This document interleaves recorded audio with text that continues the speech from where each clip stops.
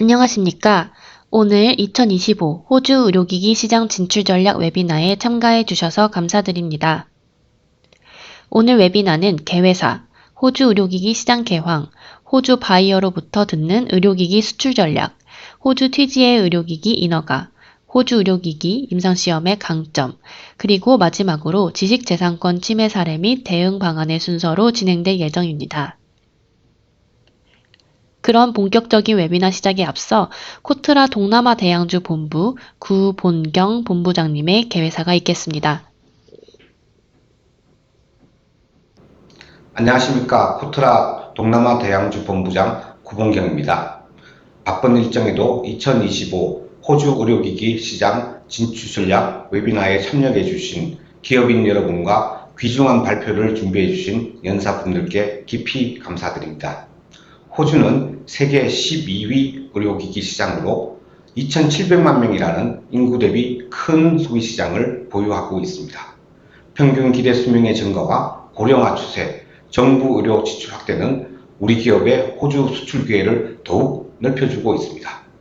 최근 호주 의료 시장 흐름은 예방, 디지털, 평등이라는 세 가지 키워드로 파악할 수 있습니다. 호주 정부는 질병 발생에 따른 사회적 비용을 줄이고자 건강 위험 요인을 관리하고 조기 진단하는 예방 중심 정책을 기조로 하고 있습니다. 또한 의료 서비스 접근성을 높이고 보건 시스템을 현대화하기 위한 디지털 전환 정책도 활발히 추진 중입니다. 아울러 모든 계층이 의료 서비스를 평등하게 누릴 수 있도록 무상 진료 확대와 여성 건강을 위한 정부 예산도 확대하였습니다. 이에 따라 호주 의료기기 시장에서는 AI 기반 의료진단기기, 모바일 헬스 앱, 원격 진료 기술, 웨어러블 기기 등이 각광받고 있습니다. 오늘 웨비나는 이러한 호주 의료기기 시장 동향은 물론 수출 전략, 인하가 등 시장 진출에 필요한 실질적인 정보들로 구성했습니다. 이번 기회를 통해 호주 의료기기 시장 진출에 앞서 의미 있는 인사이트를 얻어가시기를 진심으로 바라겠습니다.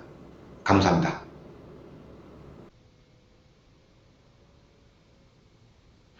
다음으로 호주 의료기기 시장 개황에 대해서 코트라 시드니 무역관 김여빈 부관장님께서 발표해 주시겠습니다.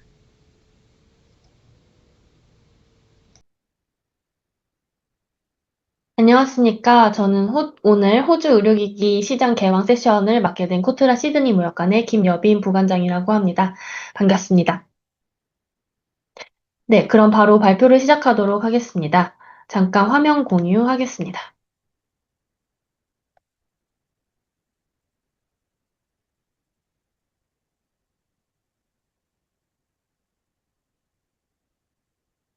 네. 오늘 이 시간에는 호주 의료기기 시장에 대한 전반적인 지식을 가져가실 수 있도록 목차와 같이 구성을 했습니다. 첫 번째로 호주 경제 개황, 그리고 인구 및 질병 통계, 그 다음으로 의료 시스템 및 정책, 그 다음에 시장 동향, 수입 동향에 대해서 차례대로 설명을 드리겠습니다. 먼저 호주 경제 개황입니다. 호주는 영연방 국가로 정치나 경제 시스템 등에 있어서 영국과 유사한 측면이 있습니다. 그리고 행정구역은 6개 주와 2개 준주로 구성이 되고 면적은 남한의 80배 정도의 크기입니다. 호주의 주요 경제 지표를 보시게 되면은 GDP는 1조 8천억 원이고 인구는 2,700만 정도로 1인당 GDP는 약 6만 7천 불 정도로 한국의 2배 규모라고 생각하시면 되겠습니다. 경제 성장률의 경우에는 최근 높은 금리로 인해서 가계 소비가 둔화되었고 이에 따라서 경제 성장률은 저조한 그 추세를 보이고 있는데요. 다만 2025년에는 물가가 안정되고 금리 또한 인하되면서 2%대의 경제 성장률이 전망되는 상황입니다. 다음으로 호주 인구 및 질병 통계를 살펴보도록 하겠습니다. 호주 통계청 자료에 따르면 인구는 약 2,700만 명이고 지난 30년간 연평균 1.4%씩 증가를 해왔습니다. 그리고 2024-25년 이후에도 지속적으로 증가해서 10년 뒤에는 3천만 명이 넘을 것으로 예상하고 있습니다. 기대 수명은 최신 OECD 통계에 따르면 83.2세로 OECD 국가 중에 7위를 기록하고 있고요. 한국은 10위를 기록했습니다. 그리고 선진국의 전형적인 인구 구조와 같이 고령화 현상 또한 심화되고 있습니다. 출산율은 1994년 1.85명에서 2024년 1.49명으로 감소했으며, 노인 인구 비율 같은 경우에는 같은 기간 동안 12%에서 17%로 증가했습니다. 이 그래프를 보시게 되면은 과거, 현재, 미래를 기준으로 연령대별 호주 인구 비중을 아실 수 있습니다. 보시다시피 60세 이상의 노인 인구 비율이 점점 증가할 전망임을 알 수 있습니다. 결국에 기대 수명 증가, 그리고 고령화 현상 심화, 그리고 인구 증가 추세에 따라서 호주의 의료기기 및 서비스에 대한 수요는 지속적으로 증가할 전망입니다. 다음으로 호주 질병 통계를 살펴보도록 하겠습니다. 2022년 호주 전역에서 실시된 국민 건강 조사 결과에 따르면 전체 인구의 81.4%가 적어도 하나 이상의 장기 건강 문제를 가진 것으로 나타났습니다. 65세 이상의 층에서는 99.2%가 장기 건강 문제를 가진 것으로 나타났습니다. 그리고 오른쪽의 차트를 보시게 되면은 호주에서 가장 흔하게 발생하는 장기 건강 문제를 아실 수가 있는데요. 원시가 30.4%로 가장 많았고, 그 다음이 근시, 비염, 알레르기, 불안, 긴장, 신경과민, 청각장애, 이런 순서로 호주인의 주요 장기 건강 문제 유병률이 나타났습니다. 그 다음으로 만성질환 통계를 보실 수 있습니다. 만성질환은 장기 건강 문제의 하위 집합으로 건강에 중대한 문제를 일으키는 공공보건의 감시 대상이 되는 질환입니다. 조사 당시에 2022년 기준으로 호주 인구의 49.9%가 적어도 하나의 만성 질환을 앓고 있는 것으로 나타났습니다. 여성은 52.3%, 남성은 47.4%로 여성이 더 높은 발병률을 기록하고 있었습니다. 마찬가지로 오른쪽에서 보실 수 있는 것과 같이 호주 내 가장 흔한 만성질환을 보실 수 있는데요.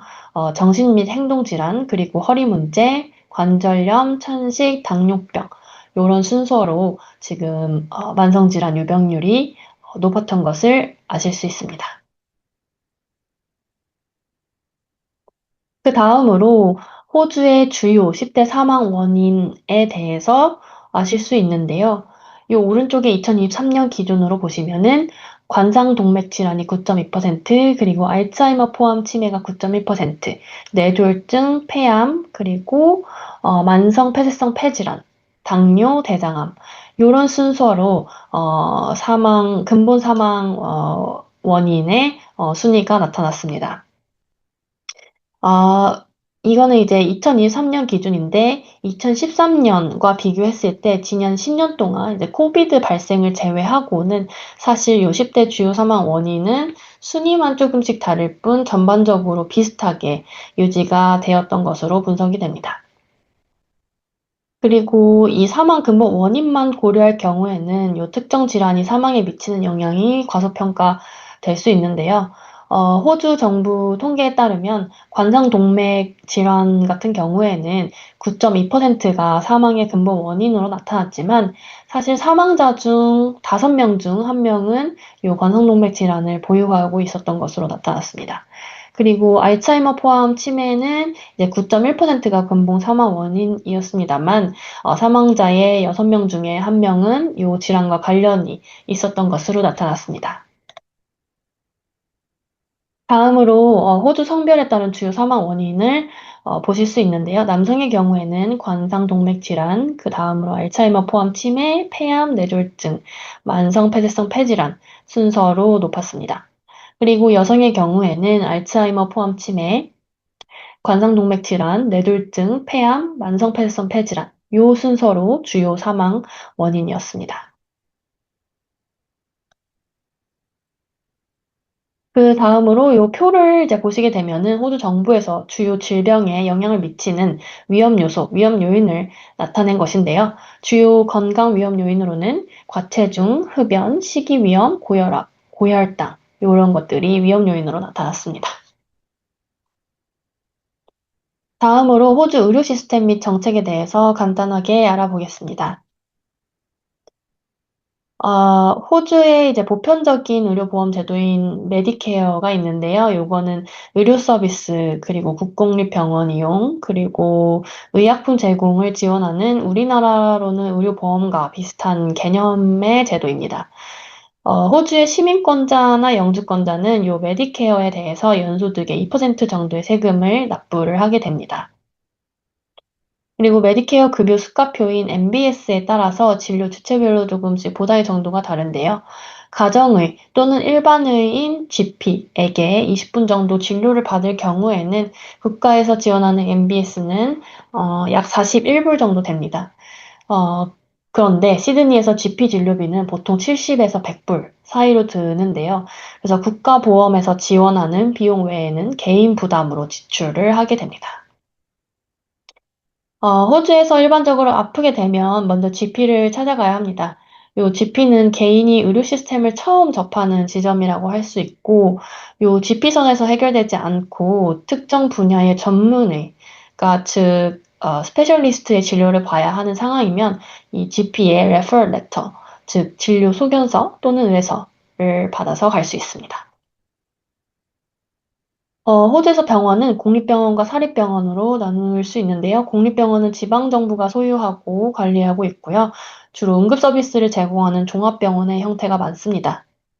공립병원에서 진료를 보기 위해서는 GP 레터의 소견서가 필수입니다. 또 메디케어 적용 환자는 무료이기 때문에 환자들이 많고 주로 대기 시간이 훨씬 길어서 위중하거나 급한 병이 아니면 단기간 내에 진료가 보기 어렵다는 단점이 있고요. 이와 달리 사립병원 같은 경우에는 비용이 발생하지만 어쨌든 공립병원보다는 대기 시간이 짧다는 장점이 있습니다. 그 다음으로 호주 의료비 지출 추이를 보실 수 있는데요. 호주는 2022-23년 기준으로 의료 상품 및 서비스에 대해서 약 2,525억 달러를 지출을 했고, 1인당 평균으로 치면 약 9,597달러를 지출한 것으로 나타났습니다. 또 2023년 기준으로 호주의 이제 GDP 대비 의료비 지출은 9.75%로 나타났고, 요거는 OECD 회원 38개국 중에서 17위를 차지하는 규모이고요. 한국은 16위로 나타났습니다. 요 동일 기간 동안에 호주 의료비 지출의 재원을 보시면 정부 재원이 1,787억 달러, 그러니까 70.8%로 가장 높았고요. 그 다음으로 이제 비정부 재원이 약 30% 정도를 차지를 했습니다. 그리고 이 의료비가 어떤 곳에 지출됐는지 보면은 가장 많이 지출된 곳은 병원 서비스 쪽이었습니다. 약 1,071억 달러 정도가 투입이 됐고요. 그 다음으로 약 833억 달러 정도가 1차 의료에 많은 투입이 되었습니다. 그 다음으로 호주 정부의 최신 의료 정책을 보실 수 있는데, 이 파란 색깔로 키워드를 보시면 되겠습니다. 호주 정부는 최근 그 연방정부 예산안에서 이런 식의 이제 그 보건 관련된 정책을 세우고 예산을 집행할 계획을 세웠는데요. 호주 정부 같은 경우에는 이제 무상진료, 여성 건강을 위해서 예산을 투입하고 의료 서비스를 평등하게 받을 수 있도록 그런 쪽으로 지금 정책을 세우고 집행을 하고 있습니다.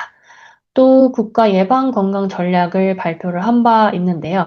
질병을 예방하는 것에 일단 포커스를 두고 정책을 시행하고 있습니다. 그리고 국가 1차 진료 10개년 계획도 발표를 했는데, 이거는 이제 조기에 질병을 진단하고 의료 시스템에 빠르게 접근할 수 있도록 전략을 세운 계획입니다.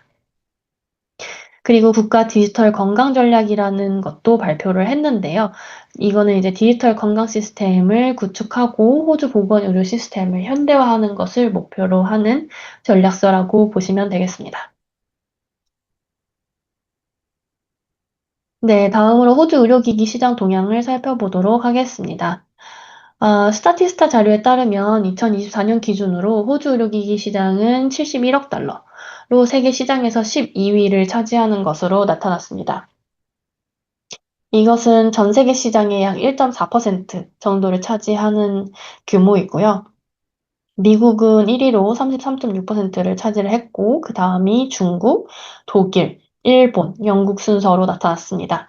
한국은 13위로 약 1.3% 점유율을 차지하는 것으로 나타났습니다. 그리고 호주에서도 이제 만성질환 부담 증가, 그리고 고령화랑 기대 수명 증가, 이런 요인들로 인해서 계속해서 의료 분야 투자가 확대되고 있고, 2030년까지는 93.6억 달러까지 시장 규모가 증가할 전망입니다. 여기 밑에서 오른쪽 표를 보시게 되면은 호주에서 품목별 시장 규모를 알 수 있습니다. 2024년 기준으로 심장내과 기기에 대한 시장 규모가 9.7억 달러로 가장 큰 규모를 차지했고요. 그 다음으로 이제 진단 영상기기가 9.9%, 정형외과 기기가 8.8, 약물 전달 기기, 안과 기기 이런 식으로 순위가 나타났습니다.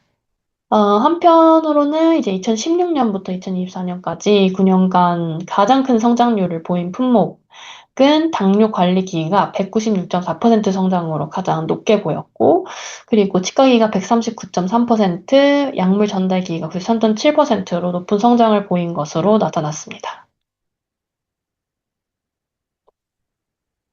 분야별 의료기기 시장 트렌드는 분야가 많으므로 좀 몇 가지만 설명을 드리도록 하겠습니다. 일단 진단 영상 기기와 인공지능 기술의 결합이 좀 주목할 만한 트렌드입니다. AI는 의료 영상을 분석하고 그리고 의료진이 더욱 정확한 진단을 할 수 있도록 보조하는 역할을 할 수 있기 때문에 트렌드이고, 특히 암이나 이제 심혈관 질환과 같은 다양한 질환을 이제 조기 진단하고 발견하고 사회적 비용을 줄일 수 있고 환자의 비용도 줄일 수 있기 때문에 수요가 증가하고 있습니다. 그리고 최소 침습 수술을 선호하는 경향이 증가를 하면서 이런 수술에 특화된 정형외과 기기나 성형외과 기기의 수요도 증가를 하고 있습니다. 그리고 당뇨 관리 기기 시장은 2016년부터 가장 많이 성장한 품목으로 아까 말씀을 드렸는데요. 그래서 이제 스마트 혈당 측정기와 같은 개인 맞춤형 당뇨 관리 솔루션에 대한 증가가 높아지는 것이 트렌드입니다. 또 이제 호주는 강한 햇빛과 잦은 야외 활동으로 백내장, 녹내장, 황반병성 등 이제 이런 안과 질환 유병률이 높은 편입니다. 그래서 라식, 뭐 백내장 수술과 같은 레이저 기술과 기기에 대한 수요가 꾸준히 증가하고 있습니다. 요거는 이제 호주 의료기기 시장의 대표적인 기업들을 나타낸 것인데요. 호주 내에서도 이제 많은 소규모의 제조업체들이 있고, 근데 이제 요런 제조업체들이 주로 병원, 소모품이나 보조용품을 제조를 합니다. 요 제품들은 일반적으로 고품질이기는 하지만 이제 고급 기술이 필요한 의료기기 같은 경우에는 호주는 주로 수입에 의존을 하고 있고요. 호주에서 제조된 의료기기는 거의 대부분 수출되고 있는 것으로 나타났습니다. 2024년 기준으로 의료 및 수술기기 제조 회사의 매출액 기준으로 이제 호주 시장 점유율은 레스메드 오스트레일리아가 32.6%로 나타났고 그 다음에 baxter 헬스케어가 5.4% 그리고 코클리어가 5.3%로 나타났고 나머지 기타가 56.7% 정도의 점유율을 차지하는 것으로 나타났습니다. 다음으로 이제 마지막으로 호주 의료기기 수입 동향에 대해서 살펴보도록 하겠습니다. 미국 상무부 국제무역국 자료에 따르면 호주는 의료기기에 대한 국내 수요의 약 85%를 수입으로 충당하는 것으로 나타났습니다.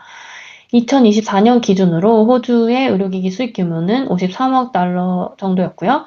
3대 공급국은 이제 미국, 중국, 독일 순서로 나타났습니다.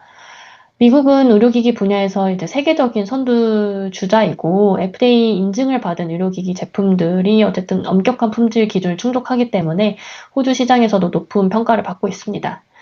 이제 한편 중국에서 수입되는 의료기기는 가격 경쟁력이 이제 뛰어나다 보니 그리고 저가형 의료기기나 이제 붕대 및 드레싱 이런 기타 소모품과 같은 기본적인 장비들이 많이 유통이 되고 있습니다.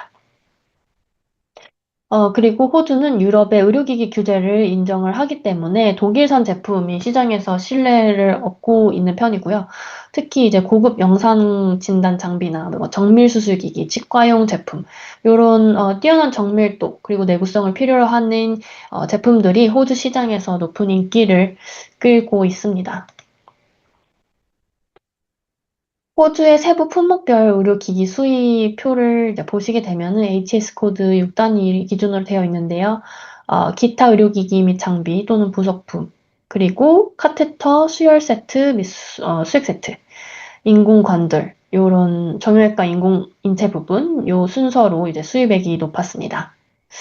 상위 12 수입액 품목 중에 이제 최근 5년 동안 가장 많이 성장한 품목은 내외과 엑스선 등 진단기기가 41%, 그리고 인공관절이 49%, 카테터, 수혈 세트, 수액 세트 요게 이제 34.5%로 가장 많이 5년간 성장한 것으로 나타났습니다. 한편 호주가 이제 한국으로부터 수입한 품목은 요 기타 의료기기 및 장비 또는 부속품, 그리고 초음파 영상 진단기, 내외과 엑스선 등 진단기기, 의료용 전자 진단기기, 그리고 정형외과 인공인체 부분, 요런 순서로 지금 표에서 보시는 바와 같이 요런 순서로 이제 수입액이 높았던 것을 알 수 있고요. 그리고 5년 동안 가장 많이 성장한 제품은 내외과 엑스선 등 진단기기, 그리고 의료용 전자 진단기기, 기타 정형외과 기기, 치과용 엑스선 기기 순서로 5년 동안 성장률이 높았던 것으로 나타났습니다. 그러니까 호주는 최근 5년간 한국으로부터 진단기기 품목에 대한 수입을 가장 많이 늘린 것으로 나타났습니다.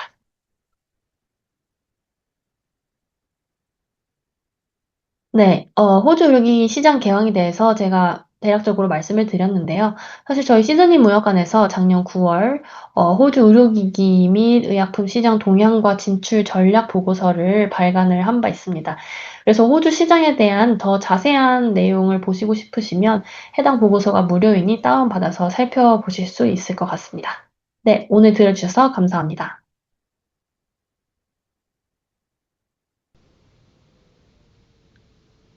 발표 감사드립니다.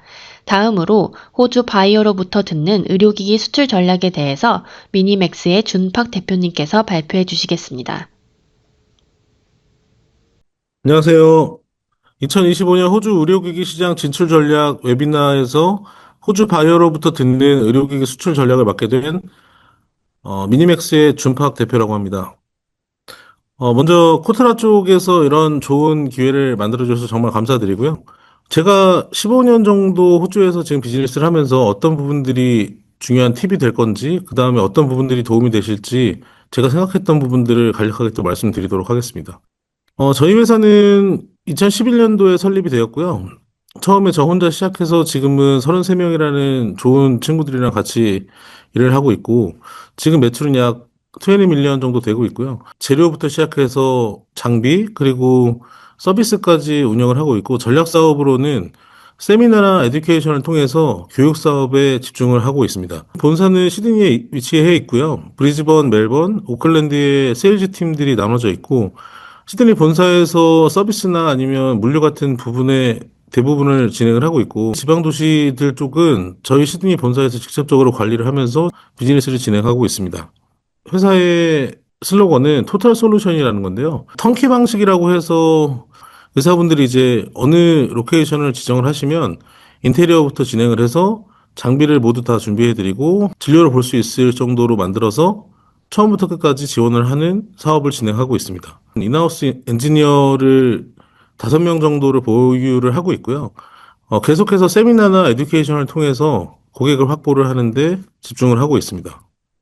세미나나 국제 컨퍼런스나 MOU를 체결을 해서 계속적으로 익스포저를 하고 있고요. 지난해 같은 경우는 한국 의사분들을 모시고 K덴탈이라는 걸 한번 진행을 해봐서 한국에서 유명한 교수님들이나 각 과별로 유명하신 분들을 초청을 해서 3일 동안 28개의 세미나를 진행하면서 호주에 계신 한국 의사분들이랑 교류하는데 집중을 했습니다. 그리고 저희가 12월에는 호주에서 디지털 쪽으로 잘 사용을 하시고 강의를 하실 수 있는 분들을 모셔서 디지털 컨센서스를 지원하면서 300분 정도의 저희 고객을 모시고 행사를 또 진행했습니다.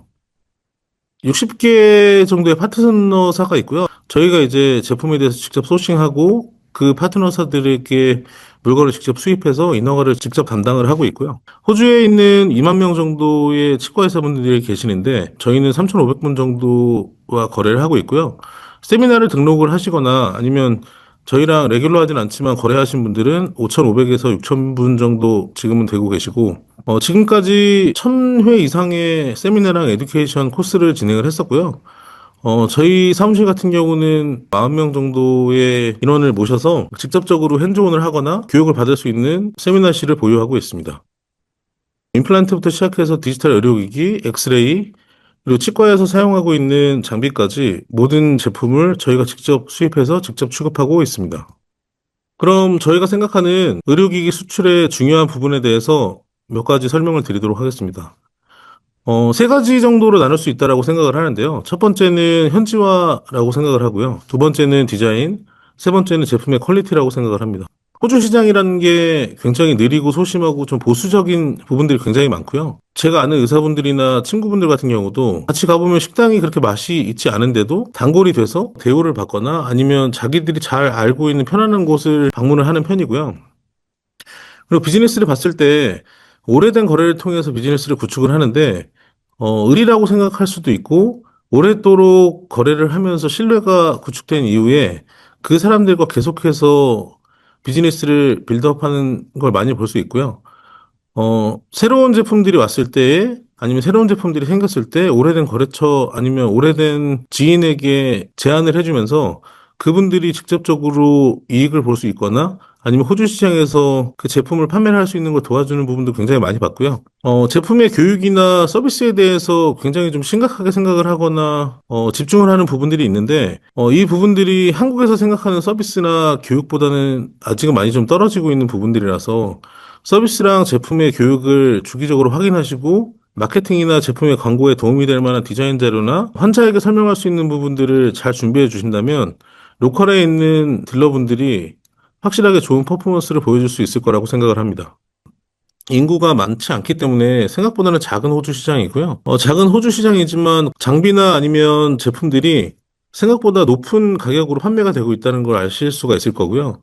그러다 보니까 세금도 굉장히 높은 편인데 세금이 높기 때문에 장비에 대해서 구매를 하는데 조금 더 쉽게 선택을 하는 편이고 가버먼트 쪽에서도 이 세금에 대해서 메디컬 쪽은 장비를 사거나 재료를 사는데 이익을 볼 수 있는 부분들을 계속 프로모션을 하고 있어서 이 부분들을 같이 생각을 하시면 판매하는데 조금 더 도움이 되실 거라고 생각을 합니다.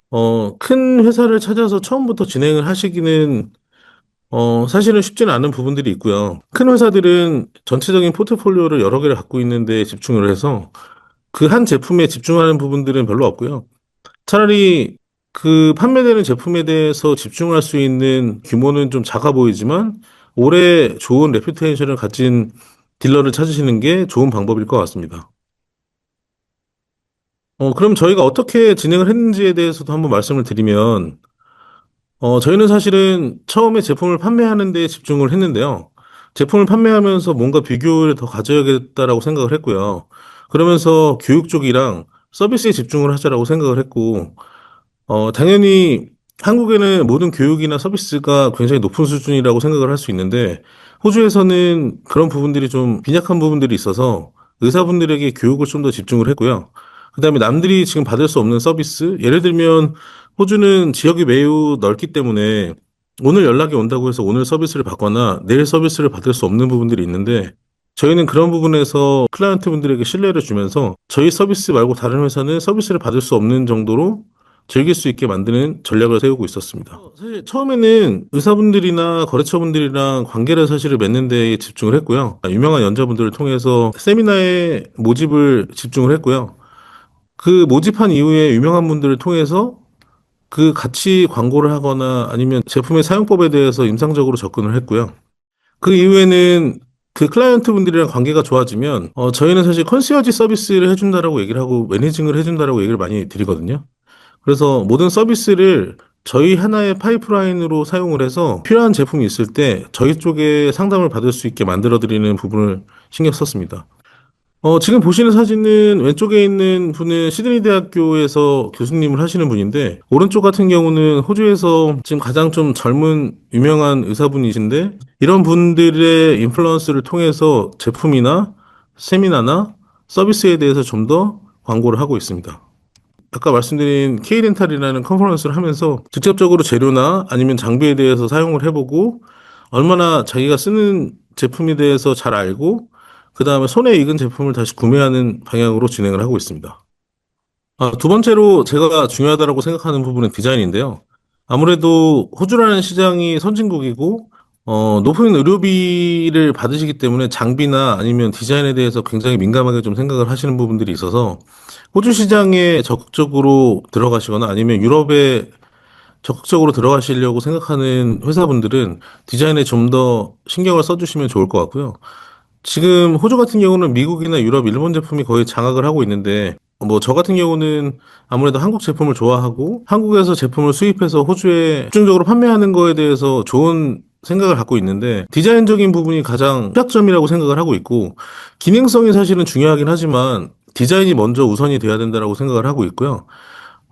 의사가 환자께 진료를 보면서 오랜 시간 동안 이 어떤 진료인지에 대해서 설명을 해주는 호주의 문화가 있는데 그러다 보면 자연스럽게 장비에 대해서 아니면 어떤 제품을 사용을 해서 어떤 진료를 하겠다라고 얘기를 하는데 그때 환자분들도 사실은 좋은 예쁘게 생긴 장비나 아니면 좋은 디자인을 가진 장비를 봤을 때 좀 더 진료 동의율이 높아지는 부분들이 있고요. 특히 한국 제품 같은 경우는 기능성이 굉장히 높다라고 하고 가성비가 좋다라고 하는데 의사분들이랑 상담을 하고 얘기를 했을 때 항상 홈페이지를 찾아보거나 다른 나라에서 어떻게 사용을 하고 있는지에 대해서 확인을 하는데 홈페이지의 부분이나 아니면 카탈로그나 이런 디자인적인 부분에서 굉장히 좀 떨어지는 경우들이 있어서 제품이 좋고 아무래도 기능이 좋다라고 저희가 많은 얘기를 하지만 의사분들이 결국에 제품을 구입하거나 그 제품에 대해서 선택을 할 때는 디자인이 좋은 제품을 선택하는 부분들이 많아서 해외 시장을 진출하시려고 할 때는 조금 더 신경을 써주시는 게 좋을 것 같습니다. 호주 시장에서 애플이나 아이폰을 굉장히 많이 쓰고 있는데요. 그 분들 다 얘기를 들으면 디자인도 마찬가지고 뭐 비싸고 좋은 제품에 대한 열망들이 다 있고 아무래도 선진국이다 보니까 그런 제품에 대해서 비싼 제품을 사용하는데 조금 더 믿음이 있거나 신뢰가 있다라고 생각하는 부분들이 있습니다. 잠시 예를 들어보자면 세렉이라고 하는 치아를 만드는 크라운을 깎는 기구들인데요. 뭐 왼쪽에 있는 제품 같은 경우는 2, 30년이 된 제품이고 이제 이 제품들이 새롭게 나와서 요즘에는 이런 디자인으로 나오는데 어, 이 회사를 보여드리는 이유는 이 회사는 장비를 안쪽에다가 놓으라고 하는 게 아니라 환자가 기다리고 있는 리셉션에 아니면 환자 대기실에다가 놓으라고 전략을 세우고 있거든요. 그래서 우리 병원은 이만큼 좋은 제품이나 이렇게 좋은 장비를 쓰면서 좋은 퀄리티의 의료 기술을 선보이고 있다라는 데 마케팅을 집중하고 있는데 당연히 굉장히 높은 비용을 내고 의사분들이 이 제품을 사고 한국 같은 경우는 시장 점유율이 5% 미만이라고 알고 있는데 호주 시장에서는 이런 제품들이 전 세계에서 가장 높은 점유율을 확보를 하고 있습니다. 보여지는 것부터 시작이라고 사실 의사분들이 많이 얘기를 하시고요. 가격 경쟁도 중요하긴 한데 제품 성능과 디자인이 우선이 되는 게 굉장히 좋은 전략이라고 생각을 하고 있고요. 사실 수입을 하는 입장에서는 수입 단가가 조금 더 높더라도 디자인이 사실 외국 제품이랑 견줄 수 있다면 훨씬 더 경쟁력이 있다라고 생각을 하고 있고 그 수입된 제품을 의사분들에게 보여질 때도 훨씬 더 좋은 효과를 가질 수 있다라고 생각을 합니다.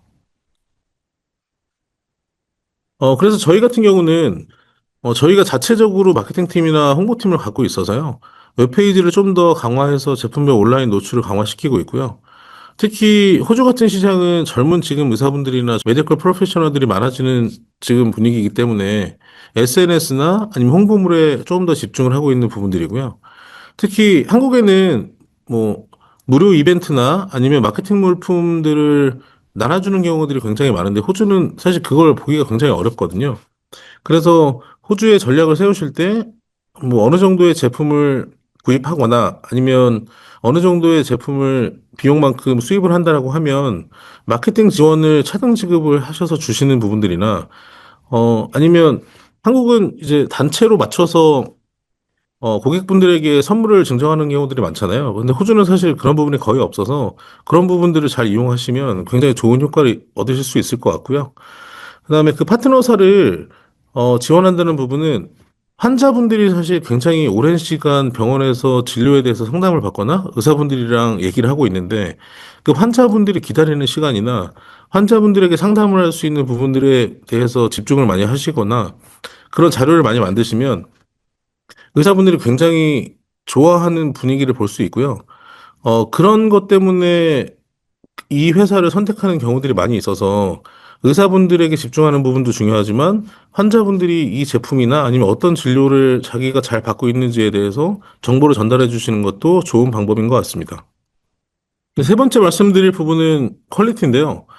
당연히 좋은 장비나 신제품이 좋다라고 생각하실 수도 있는데 제가 말씀드리고 싶은 건 장비는 사실 사용을 하다 보면 문제가 있을 수도 있고 수리가 필요한 경우가 있을 수 있는데 어, 호주 같은 경우는 서비스에 대한 부분들이 조금은 떨어지는 부분들이 있어서 인건비도 굉장히 높은 부분이 있고 전문 인력이 부족하기 때문에 서비스에 대해서 굉장히 불안하게 생각을 하는 분들이 많이 있거든요. 그래서 이런 부분에 대해서 해결책이나 전략을 가지고 호주 시장에 접근하시는 게 좋은 방법이실 것 같고 특히 서비스를 한국에 있는 제품을 다시 주문을 해서 시간을 버리는 것보다 한국이랑 거리가 멀기 때문에 서비스를 전방 배치해서 이쪽에서 사실은 바로바로 서비스를 진행할 수 있게 해주시는 부분들은 좋을 것 같고요. 그다음에 특히 기능적으로 많은 부분들을 탑재를 해서 제품을 만드시는 것보단 사실 의료인들이 말씀을 하시는 건 기능이 사실은 많은 부분들보다는 어, 고장이 잘 나지 않고 내구성이 좋으면서 심플한 장비를 많이 원하시기 때문에 그런 부분들에 집중을 하시면 좋을 것 같습니다. 예를 들면 지금 체어나 아니면 병원에서 쓰는 부분들도 아날로그에서 디지털로 많이 바뀌고 있는데 디지털로 바뀌면서 굉장히 좀 많은 부분들이 에러 나는 부분이 있거나 아니면 고쳐지는데 오래 걸리거나 예전에는 문제가 없던 부분들도 자주 문제가 생기는 부분들이 생겨서 심플하게 오래 사용할 수 있는 부분들을 집중하시는 게 좋을 것 같습니다. 특히 호주 시장은 업계가 사실은 좁기 때문에 이 입소문이 사실 한국보다 더 많은 영향을 끼치는 걸로 보이고 있고요. 특히 한국에서는 페이스북을 하거나 인스타를 하거나 이런 부분에 대해서 의사분들이 뭐 소극적이긴 하신데 호주 같은 경우는 이런 소셜을 굉장히 많이 하시는 부분들이 있고 그 안에서 의사분들의 커뮤니티나 그 안에서 제품에 대해서 평가를 하거나 아니면 회사에 대한 평가를 하는 부분들이 많아서 이런 부분들을 잘 신경 쓰시는 게 좋을 것 같습니다. 호주는 지금 같은 경우는 뭐 2, 3일 아니면 어떤 경우는 일주일 정도 이후에 서비스가 되는데 서비스를 실제적으로 받지 못하는 시간 동안 로스되는 부분에 대해서 레임버스먼트를 원하는 계약서를 요청하는 부분들도 있고 특히 정부 병원 같은 경우에서는 이런 서비스 지원 정책을 수립하시는 게 판매하시는 부분들이나 아니면 수출하시는데 많은 도움이 될 거라고 생각을 합니다. 제가 생각하는 건 플랫폼을 구축하셔서 서비스를 어떻게 빨리 해주실 수 있는지, 그 다음에 제품을 수입하고 있는 파트너사가 어떻게 서비스를 개선할 수 있는지에 대해서 굉장히 집중을 해주시면 좋을 것 같고요. 장비를 사실 판매를 하는 부분은 로컬에 있는 서비스가 얼만큼 충분하게 될 수 있는지에 대해서 아마 좀 더 영향을 받으실 수 있을 것 같고, 특히 저희 같은 경우는 워런티를 연장하거나 보상 판매를 하면서 장기 고객을 유치하는 데 집중을 하는 부분들이 있는데요. 이런 부분들은 이 서비스를 만족하는 분들이 사실 다른 경쟁업체나 다른 광고를 보고 사용하시는 것보다 서비스 때문에 저희랑 오래도록 고객을 유지하는 부분들이 굉장히 많이 있다고 생각이 됩니다. 그래서 저희는 서비스에 관련해서 그 다음에 서비스에 확신을 주면서 제품의 구매가 연결이 되는데, 작은 제품을 사실 먼저 구매를 하거나 아니면 작은 부분에 대해서 뭐 구매를 하신 분들이 이 서비스가 받아질 때에 대한 레퍼런스를 사실은 많이 얘기를 하시는데요. 그러다 보면 작게 시작했던 거래가 크게 되는 경우들이 많이 있고, 그 다음에 어떤 의사가 서비스에 대해서 만족을 했다. 아니면 그런 홍보물을 디자인을 해서 저희는 시장에서 그걸 가지고 비교 우위를 좀 만들어서 홍보를 하고 있습니다. 호주 시장은 좀 특이한 부분이 각자 모든 회사가 수리기사 테크니션을 가지고 있지 않는 부분들이 많거든요. 왜 그러냐면 모든 사실 지역의 테크니션들을 가지고 있으려면 굉장히 많은 인원이 필요하고 비용이 많이 드는데 그런 각 로컬에 있는 테크니션들이 많아서 전략적으로 협업을 하시는 게 꼭 필요할, 뭐 저희 같은 경우는 사실 한국 직원들로 유지가 되고 있어서 뭐 처음부터 저희는 뭐 24시간 아니면 비행기를 타고 가서 다음날 수리를 해주고 하긴 하는데 외국 회사들 같은 경우는 사실 자켓을 갈아입으면서 이 회사였다가 B 회사였다가 C 회사였다 이렇게 많이 하거든요. 그런 게 지역적으로 특색이 좀 있고 아무래도 비행기를 타고 가거나 차로 5시간, 6시간을 가는 그런 지역에는 전문적인 테크니션이 많지 않기 때문에 그쪽에 있는 테크니션들이랑 컨트랙터를 해서 협업을 하는 경우들이 많이 있고요. 그러면서 이제 이런 부분들을 찾아서 전문적으로 교육을 한다면 이분들이 제품을 직접적으로 판매를 하거나 서비스에 대해서 좀 더 좋은 효과를 가질 수 있다라고 생각을 합니다. 그리고 저희가 사실 의사분들이랑 설치를 하면서 느끼는 건 고장나지 않은 장비는 없지만 고쳐지지 않는 장비가 있다라고 많이 얘기를 하시거든요. 근데 가장 중요한 건 설치를 처음에 하면서 얼마나 매끄럽게 설치를 하고 얼마나 빨리 설치가 끝나서 얼마나 전문적인 교육을 해주는지가 중요하다라고 보여지고요. 설치 과정에서 문제가 생기면 굉장히 좀 신뢰가 떨어지는 부분들이 있고요.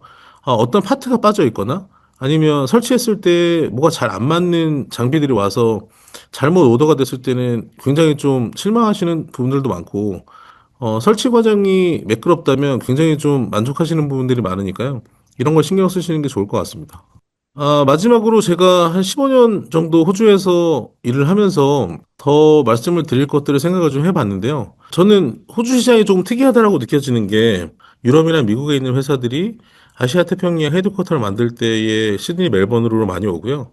아무래도 아시안 국가나 동남아 같은 경우는 가격적으로 사실은 메리트가 많이 없어서 호주 시장을 거점으로 해서 전초 기지로 삼는 부분들이 많습니다. 호주 같은 경우는 선진국의 위치를 보유하고 있어서 호주 시장에서 인허가를 받았을 때는 뭐 싱가포르나 캐나다, 인도 쪽에 영향을 주는 걸로 알고 있고요. 그래서 호주 시장에서 판매가 많이 안 되더라도 법인을 유지하거나 수출하려고 하는 회사들이 많이 있습니다. 다른 또 팁을 말씀드리면 아무래도 어떤 회사를 선택을 하셔서 판매를 하거나 수출을 하시려고 하는지에 대해서 고민이 많으실 텐데 최소 1년 정도는 현지를 지켜보시는 게 좀 좋을 것 같고요. 뭐 직접적으로 오시기가 힘들다라면 대행사를 통해서 이벤트나 아니면 엑스비션을 주기적으로 참석을 해서 사진 자료나 데이터를 받아보시면 굉장히 좀 분위기가 사실 좋은 회사를 충분히 찾으실 수가 있을 거라서 어떤 회사가 정말 전문성이 있겠다라고 생각하시는 부분들을 충분히 판단을 하실 수 있을 것 같고요. 호주 시장을 미국이나 아니면 한국, 그 다음에 아시안 국가처럼 모든 게 빨리 돼서 모든 걸 크게 판매가 되거나 흔히 얘기하는 대박이라는 걸 처음부터 사실은 만드실 수는 없는데 정말 재밌는 건 호주 시장은 트렌드가 한번 넘어가면 모든 의사들이 그걸 구입을 하는 부분들도 있거든요. 그래서 어떤 파트너를 선택하시는 거가 좋은지 아니면 이벤트를 통해서 의사분들이나 아니면 클라이언트 분들이랑 관계를 형성하시는 데 굉장히 중요한 부분일 거라고 생각을 하고 있고요. 한국에서 오신 분들이 처음에 오셨을 때는 한국 의사분들 많이 찾으시거든요. 근데 한국 의사분들도 좋긴 한데, 호주는 이제 다문화 국가라서 아시안 회사들이나 아니면 오래된 회사들이 굉장히 많이 있어서 그분들을 찾아서 쪽으로 로열티를 갖고 있는 회사를 찾으시는 게 훨씬 더 장기적으로 봤을 때는 중요한 파트너십을 맺을 수 있는 성공 전략이라고 생각을 합니다. 뭐 저희가 준비한 자료는 여기까지고요. 제가 사실 더 잘하시거나 좋은 분들도 많이 있는데 이번 기회에 제가 알고 있는 거를 말씀드리게 돼서 다시 한번 코트라 쪽에 감사를 드리고 언제든 뭐 필요하신 거나 궁금하신 게 있으면 뭐 코트라 쪽을 통하시거나 아니면 제 이메일을 남겨놓을 거라서요. 그걸 통해서 연락 주시면 필요한 부분에 대해서 성심성의껏 답변을 드리도록 하겠습니다. 좋은 결과 있으시고 호주 시장에서 성공하시기를 기원드리겠습니다. 감사합니다. 현지 시장에 대한 대표님의 귀중한 인사이트 공유에 감사드립니다. 다음으로 UL 코리아 이지훈 매니저님께서 호주 TGA 의료기기 인허가에 대해서 발표해 주시겠습니다.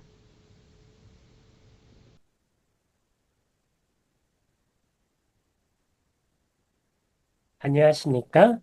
이모고의 이시연입니다. 오늘 이 자리에서는 호주 진출을 희망하시는 한국 의료기기 제조업체 여러분들을 위해서 호주 인허가 프로세스에 대해 안내해 드리겠습니다. 먼저 저희 회사 소개부터 간략히 말씀드리겠습니다. 저희 이모고 본사는 미국 오스틴에 있으며 저는 한국 지사에서 한국 제조업체들의 해외 시장 진출을 지원하는 역할을 담당하고 있습니다. 이모고는 1997년도에 설립되어서 초기에는 미국의 기업과 정부를 대상으로 당시 유럽에 새롭게 도입된 MDD, 유럽 의료기기 지침에 대한 그 컨설팅을 제공했습니다. 이모고 호주지사와 한국, 일본 등 저희 아시아 사무실들은 2000년에서 2010년 사이에 설립되었습니다. 현재까지 저희는 약 1000건이 넘는 호주 ARTG 등록 실적을 보유하고 있고 400업체 이상의 호주 스폰서 고객을 두고 있습니다. 이모고는 2017년 미국의 인증기관인 UL에 인수합병되었으며 현재 이모고는 25개국에서 의료기기 등록과 현지 대리인 등 포괄적인 컨설팅 서비스를 제공하고 있습니다. 저희 UL 헬스케어 사업부에서는 의료기기의 시험과 심사, 인증 등의 업무를 제공하고 있고, 이모고는 의료기기 해외 인허가, 임상, 휴먼 팩터 엔지니어링, 그리고 관련된 디지털 플랫폼을 운영하고 있습니다. 호주의 의료기기 규제 관련된 주요 사항입니다. 호주의 의료기기 규제는 호주 보건당국인 TGA에서 관할하고 있습니다. 관련 법령과 규정 그리고 가이드라인을 여기 표시해 두었습니다. 호주는 미국과 유럽 등과 더불어서 의료기기 규제를 초창기에 도입한 의료기기 국제조화 TF인 GHTF 멤버입니다. 호주 의료기기에 대한 규제는 IMDRF 가이드라인과 유럽의 MDR을 기반으로 하고 있기 때문에 의료기기 등급 분류는 유럽과 매우 유사한 구조를 가지고 있습니다. 호주 인허가 과정에서 특히 중요한 부분은 호주 스폰서를 이제 의무화하고 있다는 점과 유럽의 CE 인증을 인정한다는 것입니다. 대부분의 의료기기 제조업체들은 호주 스폰서 계약 체결을 하고 비교적 간소한 절차를 통해서 일반적으로 일주일에서 4주 이내에 호주 허가를 획득하고 제품을 호주로 수출을 할 수가 있습니다. 유럽의 그 새로운 MDR 때문에 CE를 받기가 점점 어려워지면서 호주는 2018년도에 법령을 개정하고 CE 외에도 미국이나 캐나다, 일본, 그리고 싱가포르 허가까지도 인정을 하게 됩니다. 이 4개 국가 중 하나라도 허가가 있다면 제조자는 MDSAP 인증을 취득한 후에 간략한 절차를 통해서 호주로 제품을 수출하실 수가 있습니다. 호주 인허가에 대해 설명드리기 전에 먼저 몇 가지 배경에 대해 말씀드리겠습니다. 호주는 IMDRF에 해당하는 GHTF 초기 멤버 중 하나이기 때문에 의료기기 규제가 일찍부터 발달이 되어 있습니다. 다만 미국이나 유럽과 비교해서 인구도 적고 경제 규모도 작기 때문에 호주는 규제를 굉장히 효율적으로 운영한다는 특징이 있습니다. 예를 들어서 TGA 심사원들은 의료기기 하이 리스크 제품, 그 3등급 제품 심사에 집중하게 되는데 그 레벨은 유럽의 인증기관과 거의 동급이거나 일부 호주 심사원들은 유럽의 노티파이 바디 심사원보다 더 전문적인 측면이 있습니다. 의료기기 등급이 유럽의 2B 이하라면 C나 FDA 등의 참조 허가를 인정하기 때문에 기술 문서나 제조 시설의 QMS 심사 없이도 호주 등록이 가능합니다. 다만 TJ 허가를 받았다고 해서 기술 문서의 이제 중요성이 없어지는 건 아니고 허가 이후에도 사후 관리와 갱신 과정에서 이러한 자료들이 지속적으로 모니터링 된다는 점을 인지하시는 것이 중요합니다. C 기준으로 이제 유럽 기준으로 클래스 1에서 2B에 해당된다면 먼저 C 인증을 획득한 후에 호주 스폰서 계약을 체결하고 TJ 제품을 등록하시는 순서로 진행이 됩니다. 여기 이 방식은 저희가 권장하는 방식이고 실질적으로도 저희 호주 스폰서의 약 80% 이상이 활용하고 있는 방식인데 호주 TGA가 유럽의 CE를 인정하기 때문에 유럽 CE를 득하고 나면 유럽 대리인을 계약하실 때 호주 스폰서도 계약을 같이 하시게 되면 제품을 유럽과 호주에 동시 판매할 수 있는 효과가 있습니다. 여기서 기술 문서는 호주 스폰서가 보관하게 되는데 이 부분은 유럽 대리인과 동일합니다. 호주 등록을 위한 자료에는 GMDN 코드와 C 인증서, 적합선언서, 그리고 신청서를 TGA 전산망인 TBS를 통해서 제출하시게 되고 클래스 1은 약 일주일, 클래스 2B 이하는 약 4주 정도면 ARTJ 제품이 등재가 되고 인증서가 발급됩니다. 인증서가 발급되면 호주 판매가 가능해서 호주 사용자에게 직접 판매하시거나 전문가용 의료기기는 현지 딜러나 호주 병원 등으로 제품을 수출하실 수가 있습니다. 이모고에서는 이러한 방식으로 가급적 C 인증을 획득한 후에 유럽 대리인 계약하는 시점에 호주 스폰서 계약을 같이 하셔서 호주로 제품 수출하시는 방법을 추천드리고 있습니다. 클래스 2B 중에서 이식형 의료기기는 보험 등재가 필요한데 여기서 간략하게 호주 보험 제도에 대해 짚어드리겠습니다. 일반적으로 체내 이식되는 보철물과 정형외과 수술에 사용되는 인공관절 등은 보험 치료를 위한 피해 등재가 필요합니다. 호주에서는 인구의 약 절반 정도가 민간 의료 시스템에 가입되어서 치료가 이루어지는 것으로 알려져 있습니다. 피해를 등재되는 시기는 매년 3월, 7월, 11월 이렇게 세 차례로 정해져 있습니다. PL에 포함되기 위해서는 제품이 TGA에 등록이 되어 있어야 하고 그 의미는 ARTG에 등재되어 있다는 의미이고요. 병원은 해당 수술에 대한 코드를 가지고 있어야 합니다. 또한 환자가 태어날 때 해당 기기가 몸 안에 이식된 상태로 남아 있어야 합니다. ARTG 인증서가 만약에 6개월에서 12개월 이내에 발급될 가능성이 낮은 경우에는 그때 너무 이르기 때문에 보험 등재 신청을 하지 않는 것이 좋습니다. 보험 등재 신청은 동일하게 호주 스폰서가 진행하게 되고 신청서는 일반적으로 전문 임상의사 자문그룹 ECAG에서 검토하게 되는데 여기는 전문 의료 분야, 예를 들어 혈관, 심장, 척추 등에 따라 배정이 됩니다. ECAG는 각 신청서를 평가하고 제품의 보험 등재 적합한지를 자문위원회에 권고하게 되고 위원회가 보건부 장관에게 최종적으로 권고하게 됩니다. ECAG는 이전에 등재된 제품과의 실질적인 임상적 동등성 평가를 기반으로 제품을 그룹이나 서브그룹 범주로 할당하게 됩니다. 실질적인 동등성을 주장하기 위해서는 비교 대상 제품과 대비해서 효능이나 비용 효율성 등 이런 동등성을 뒷받침할 충분한 임상적인 증거를 제공해야 합니다. 유럽이 기존 MDD에서 새로운 규정인 MDR을 도입한 이후에는 많은 의료기기 제조업체들이 시인증에 어려움을 겪게 되고 호주 정부 또한 이에 대한 대비책으로 2018년도에 유럽 외에 다른 국가들의 허가를 인정하는 방안을 마련하게 됩니다. 여기에서 호주가 인정하는 국가들은 미국, 캐나다, 일본 등 나머지 GHTF 멤버 국가들하고 이제 추가로 싱가포르 허가까지 포함하게 됩니다. 다만 C와 달리 이들 국가의 허가를 활용하기 위해서는 품질 시스템에 대한 검증이 필요하기 때문에 이제 호주에서는 MDSAP 인증을 요구하고 있습니다. 참고로 미국의 PMA 같은 경우는 품질 시스템이 같이 검증이 되기 때문에 미국 PMA를 가지고 있는 경우에는 MDSAP 인증이 없어도 호주 등록이 가능합니다.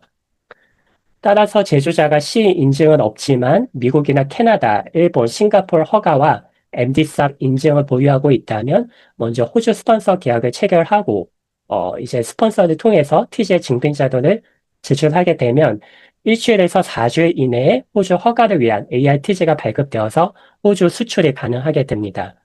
그럼 호주 인허가에서 몇 가지 주요 사항에 대해서 이제 안내해 드리겠습니다. 이제 의료기기 정의에 대한 부분부터 말씀드리면은 호주에서 의료기기 정의는 유럽과 매우 유사하지만 일부 보더라인, 그 그레이 에어리어에 있는 제품에 대해서는 이제 호주의 해석이 다른 국가들하고는 이제 해석의 차이가 있을 수 있습니다. 이러한 보더라인 의료기기들은 국가별로도 해석의 차이가 있기 때문에 이 부분은 호주 가이드라인을 참고해 주시고 여기 제공된 QR을 사용하시면은 의료기기 정의와 해석에 대한 호주의 지침을 확인하실 수가 있습니다.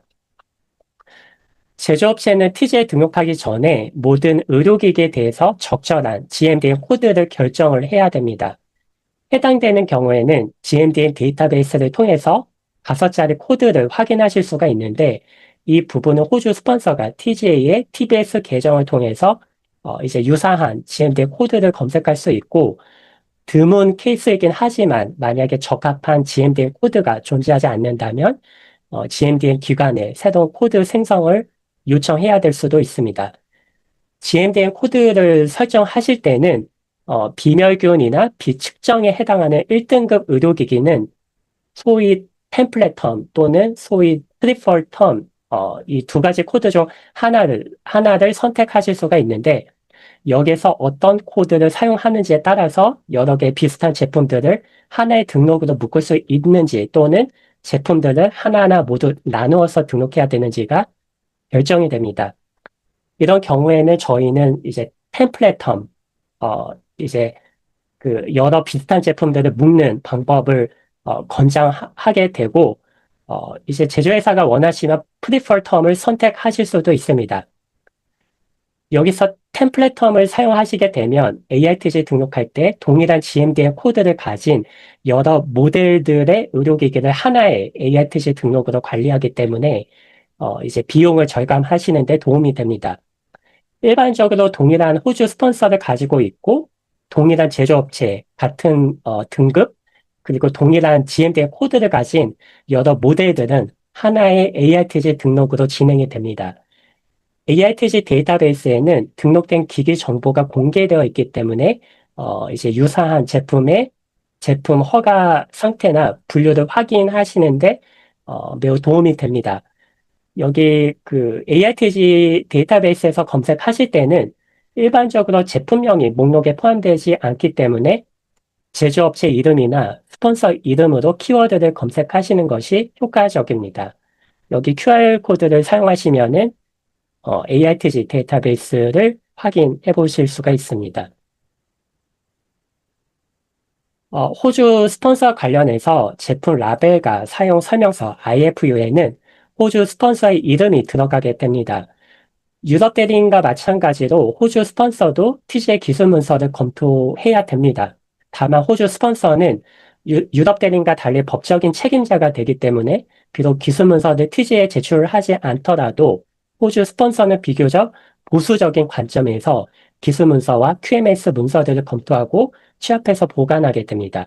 또한 호주 스폰서는 의료기기 유통을 위한 TG의 등록이나 이런 의료기기 변경 사항에 대해서 TG에 통지할 이러한 의무가 따라오게 되고 연간 수수료를 납부하는 역할을 하게 됩니다. 추가적으로 당국에 보고해야 되는 이벤트가 발생되면 스폰서는 제조자하고 조율해서 TGA 이벤트를 보고하게 되고 제품 리콜이나 어떠한 행정 명령이 발생되면 제조자와 TGA 사이에서 이러한 감사에 대한 지원을 제공하게 됩니다. 만약 C나 FDA 등의 다른 국가 허가를 가지고 있지 않거나 의료기기가 이제 CE 기준 3등급에 해당이 된다면 TGA가 발행하는 적합성 평가 인증서인 그 CAC를 신청해야 합니다.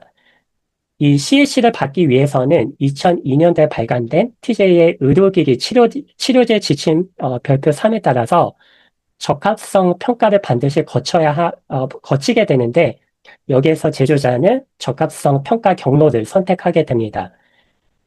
유럽의 심사 과정처럼 TGA도 기술 문서를 심사하고 필요하다면은 공장 심사도 하게 됩니다. 그리고 여기에서 발생되는 비용은 모두 제조자가 부담하게 됩니다. 이러한 과정은 유럽의 노티파이 바디에서 진행하는 과정하고 유사하지만 TGA는 훨씬 더 엄격하고 철저한 검토를 수행하는 것으로 알려져 있습니다. 유럽의 규제 시스템과 마찬가지로 TGA의 의료기기 치료제 지침 별표 3에는 여러 가지 적합성 평가 경로가 정의되어 있고 제조자가 선택하는 경로에 따라서 요구사항이 달라지게 됩니다. 예를 들어 3등급 의료기기나 4등급 체해진단기기는 일반적으로 별표 3의 파트 1인 전체 품질 보증 절차에 따라 감사를 받게 되고 여기 이 제도는 유럽 MDR의 NX4와 매우 유사합니다. TGA는 공식 홈페이지에 분류별로 적용되는 경로를 쉽게 요약해서 제공을 하고 있습니다. CAC를 통해서 호주 ARTG 등록한 업체들은 5년의 유효기간 후에 갱신을 위한 사후심사가 진행이 되고 C나 참조국가 허가를 통해서 등록한 경우에는 간소화된 사후심사 대상이 될 수가 있습니다. 호주의 제품을 수출하실 때는 수입문서에 ARTG 인증서를 반드시 포함할 필요는 없는데 그렇지만 선적하실 때 이제 호주 인증서를 같이 포함하시게 되면 호주 수입 통관 절차가 더 신속하게 진행될 수 있습니다. TGA는 제조업체와 스폰서가 호주의 의료기기를 공급하는 절차에 대해서 지침을 발행하고 관련 당사자들이 명확한 절차를 따를 수 있도록 안내하고 있습니다. 스폰서는 리콜이나 시정 조치가 발생했을 때 의료기기 공급 기록에 접근할 수 있어야 되고, 이는 문제가 발생했을 때 신속하고 효율적인 대응을 위해서 필수적인 요구사항입니다. 호주의 시판후 시스템은 다음과 같은 요소들이 있습니다. 의료기기 사용으로 인한 심각한 부상이나 질병 또는 사망을 초래했을 때는 이런 이상 사례 그리고 글로벌 리콜 등에 대해서 스폰서를 통해서 TJ에 보고하고 리콜이나 공개 통지를 포함한 모든 시정 조치를 취해야 됩니다. 이식형 의료기기와 3등급 의료기기, 4등급 체해진단기기는 10년, 나머지 모든 제품에 대해서는 5년간 유통 기록을 보관해야 되고, 제조 관련된 기록은 마지막 제품이 제조된 제조일로부터 5년간 보관해야 됩니다. 참고로 올해 3월 5일부터 TGN은 새로운 리콜 절차가 발표되었고, 이 리콜 절차는 이제 PRAC라고 하는데, 이 리콜 절차는 기존 절차를 대체하게 됩니다. 시간 절차상 해당 내용은 이제 추후 저희 회사 홈페이지나 제 개인 블로그를 통해서 내용을 공유해 드리겠습니다. 이식형 의료기기와 3등급, 그리고 이제 4등급 체해진단기기에 대해서는 추가적으로 연간 보고서가 요구되는데, 처음 3년간, 등록하시고 처음 3년간은 매년 10월 1일까지 판매한 제품 수와, 이제 취합된 모든 사용자 불만사항, 그리고 이상 사례 데이터를 포함하는 연간 보고서를 TJ에 제출하셔야 됩니다. 또한 TJ는 매년 2,000개 제품을 직접, 이제 테스트하고 있는데, 이런 테스트 결과는 5월과 11월에 공개를 하고 있습니다. 만약에 여기서 부적합 판정을 받게 되면 TJ는 이제 추가적인 시험을 할 수도 있고, 또는 제조자에게 제품 변경 요구를 하거나 또는 리콜 명령을 내릴 수도 있습니다. 호주에 대한 주요 사항은 제가 간단히 안내해 드렸지만, 더 자세한 사항은 저희 인허가 관리 플랫폼인 램스에서 확인하실 수 있고, 또는 저희 회사 홈페이지나 이메일을 통해 문의 주시면은 자세히 안내해 드리겠습니다. 그럼 귀한 시간 내주신 여러분과 자리를 마련해 주신 코트라 시드니 관장님 그리고 부관장님께 감사드립니다.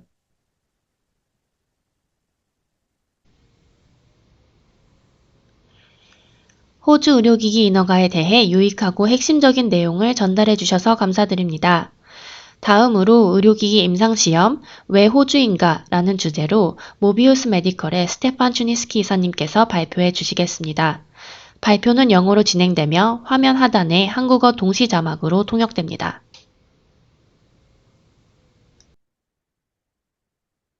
Good afternoon. My name is Stefan Chinesky, and I'm the co-founder and clinical director of Mobius Medical. I'd like to thank Austrade, Cotra, and Invest New South Wales for the opportunity to present to you today. And I will be presenting on the Australian medical device market entry strategy for clinical trials. A little bit about Mobius Medical. Mobius Medical is a full-service contract research organisation providing a turnkey solution for clinical trial management and clinical trial conduct in Australia, United States, and New Zealand. Mobius Medical specialises in medical device clinical trials, including in vitro diagnostics and device drug combinations. Mobius Medical conducts early phase feasibility studies and pivotal studies aimed at regulatory approval. Mobius also conducts clinical trials in other jurisdictions with the support of our strategic partners, including Japan, Korea, Singapore, Taiwan, and Europe. Let's talk a little bit about the benefits of research in Australia. One of our primary benefits is our expeditious regulatory pathway called the Clinical Trial Notification Scheme, which is approved by the TGA. There's no requirement for an IDE type application such as it is required in the United States or a CTA as required in Korea. The Clinical Trial Notification Scheme is just a notification and is generally processed within 3 days. The TGA put the onus of approvals under this scheme onto the IRB or Human Research Ethics Committee. What does that mean? Well, it converts to a faster startup time, typically 8 to 12 weeks to obtain approval to commence a study in Australia. Other benefits include key opinion leaders and first-class healthcare system, cost effectiveness, and a strategic advantage in that FDA and Europe accept Australian data for all their clinical trials. Let's talk a bit more about our rapid startup and early recruitment in clinical trials. So typically, an IRB or ethics committee will provide approval within 2 to 8 weeks of initial submission of a protocol. And in addition to this approval, local governance or local hospital approval takes around about 2 to 4 weeks. The clinical trial notification is the final application that's submitted, and this process takes about 1 to 3 days and is an online submission and costs around about $300 to complete. This rounds up a total startup time between 2 to 4 months, but on average, it's around about a 3-month period to obtain full approval to recruit your first patient. When we look at different times, this is approximately 3 to 4 months quicker than what could be achieved in the United States. Additionally, Australia has standard boilerplate site agreements and indemnities, which speed up the contracting process and means that we can get the contract signed very, very quickly. Australia has some of the most renowned key opinion leaders in the world. Our key opinion leaders are well published and at the forefront of their field, and many of them are educated or have done 10 years in countries like the United States, Canada, and Europe. Our research facilities and hospitals are state-of-the-art, and we have large research hubs in all major cities, including Sydney, Melbourne, Adelaide, Perth, and Brisbane. The federal and state governments have also invested huge amounts of money to get these research hubs up and running. We have expertise in small and large molecules, medical device design, manufacturing, and software. Australia has typically been a site for research, and lately this has been changing to development, where Australia is doing a lot more development and a lot more research in later phase trials aimed at regulatory approval.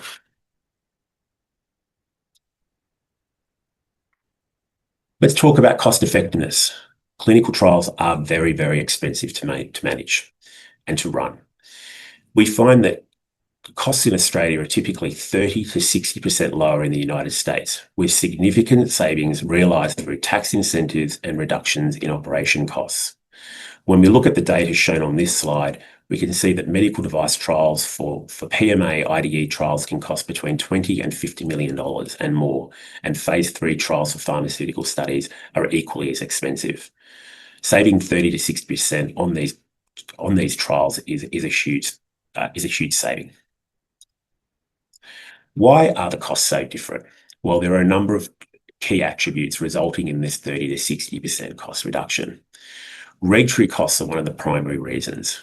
The clinical trial notification scheme allows trials to begin after ethics approval, often within 4 to 8 weeks, saving time and administrative costs. CTNs are easy to file, and as I mentioned, take around 1 to 3 days to complete, compared with an IND, an IDE, or in the case of Korea, a CTA applications, which can take several months.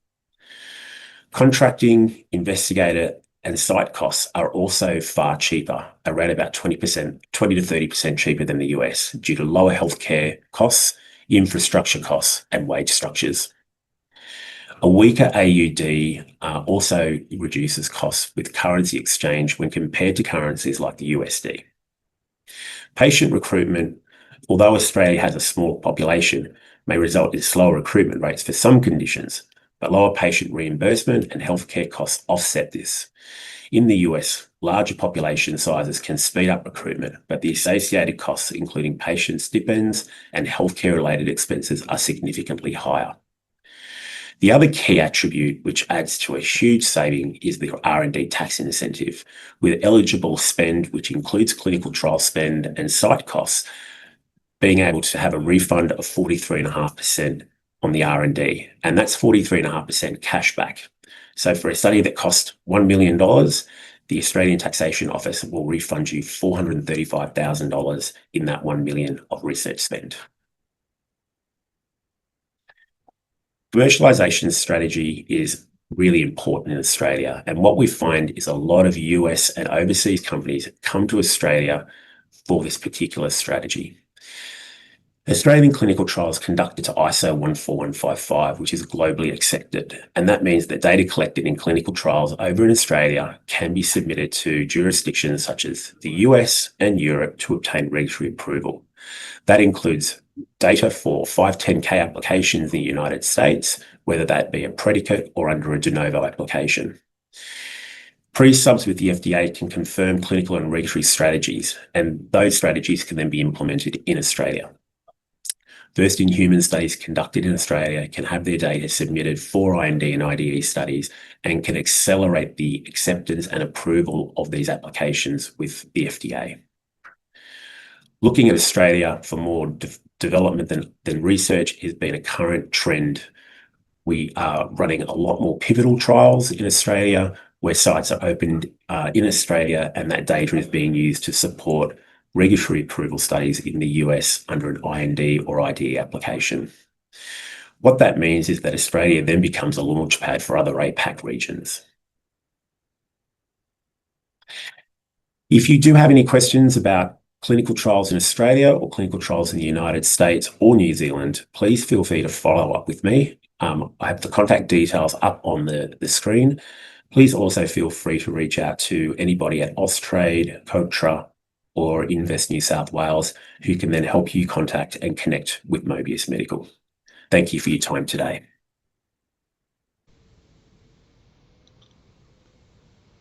한국 의료기기 기업을 위해 소중한 시간을 내어 발표해 주신 이사님께 진심으로 감사드립니다. 오늘의 마지막 순서로 호주 의료기기 지식재산권 침해 사례 및 대응 방안에 대해서 호치민 IP센터 정예혁 변리사님께서 발표해 주시겠습니다. 예, 안녕하세요.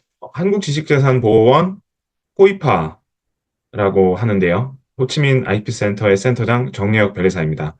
오늘 코트라 2025년 호주 의료기기 진출 웨비나 관련해서 지식재산권 관련 알아두셔야 될 부분에 대해서 잠깐 안내를 드릴 예정입니다. 자료는 바로 공유를 지금 해드리도록 하겠습니다. 잠시만요.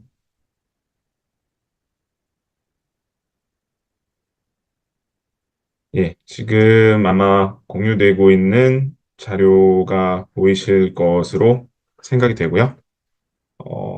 그러면 진행을 해보도록 하겠습니다. 저에게 주어진 시간이 많진 않아서 가능한 좀 빠르게 좀 진행을 할 거고요. 조금 말의 속도 내는 게 빠르더라도 좀 이해를 부탁드리겠습니다.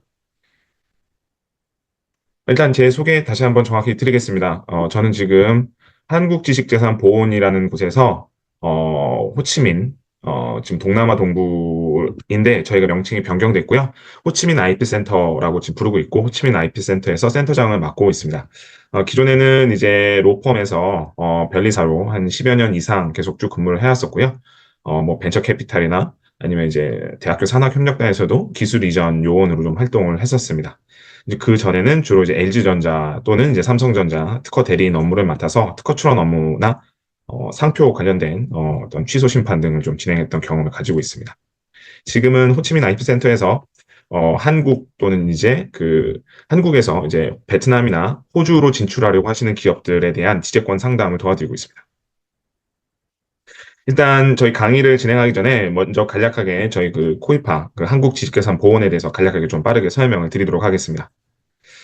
저희 코이파는 한국지식재산보호원이라고 하고요. 영문 명칭으로는 뭐 이렇게 Korea Intellectual Property Protection Agency라고 되어 있습니다.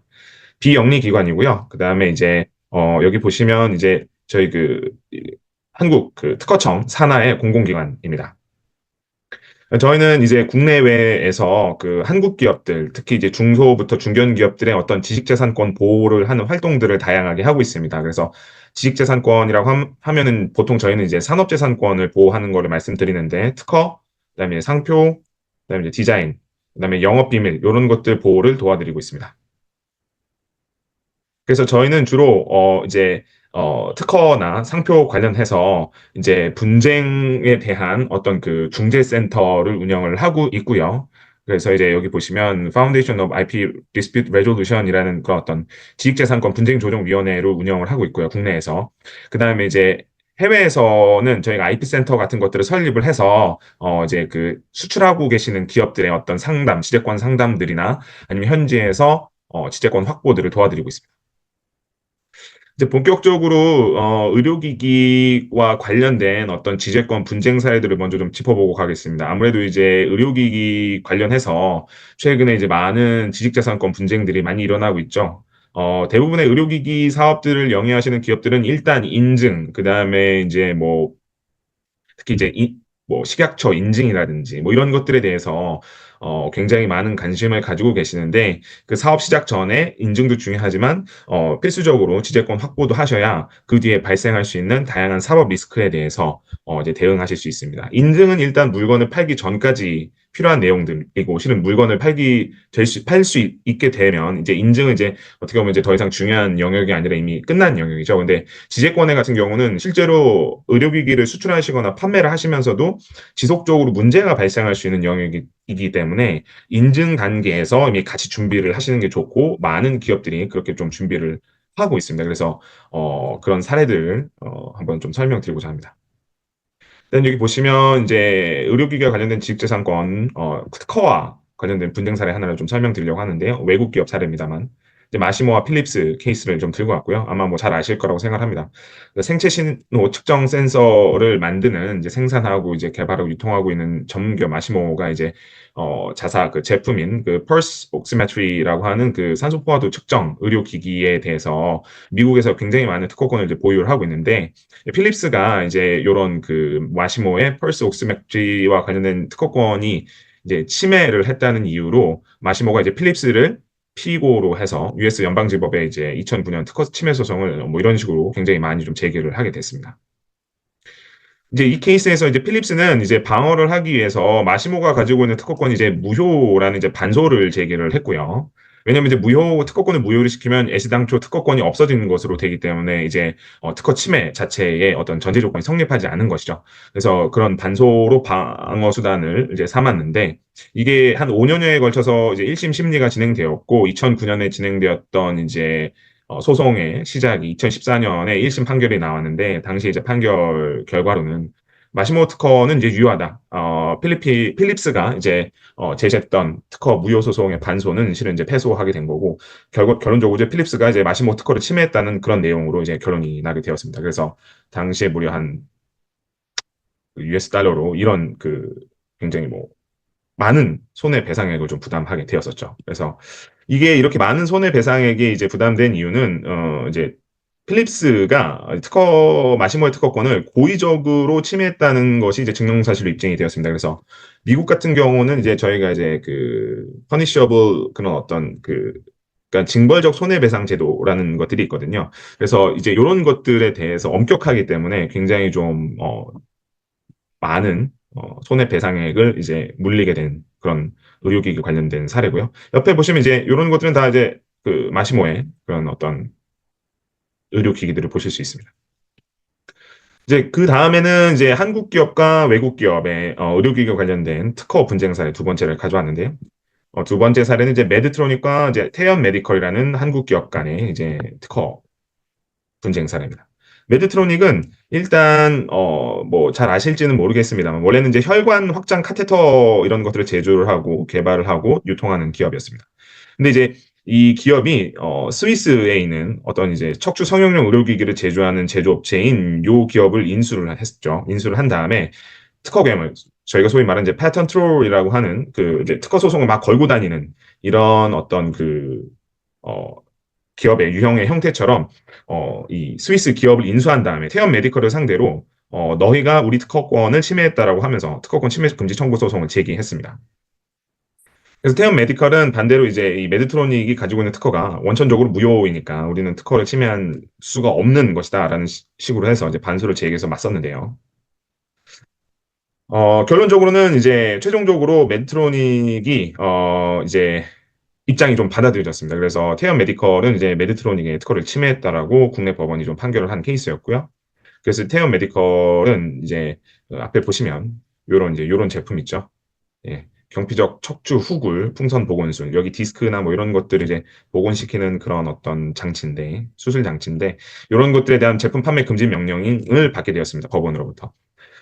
다만 이제 태어 메디칼이 제기했던 특허 무효 소송에서 메드트로닉이 갖고 있는 특허권 중 일부를 무효화하는 데는 성공을 했습니다. 이게 특허권에는 실은 이제 청구항이라는 것들이 들어가 있고요. 청구항이 뭐 숫자가 뭐 1부터 뭐 한 10개가 있을 수도 있고 1부터 한 100개까지도 있을 수 있습니다.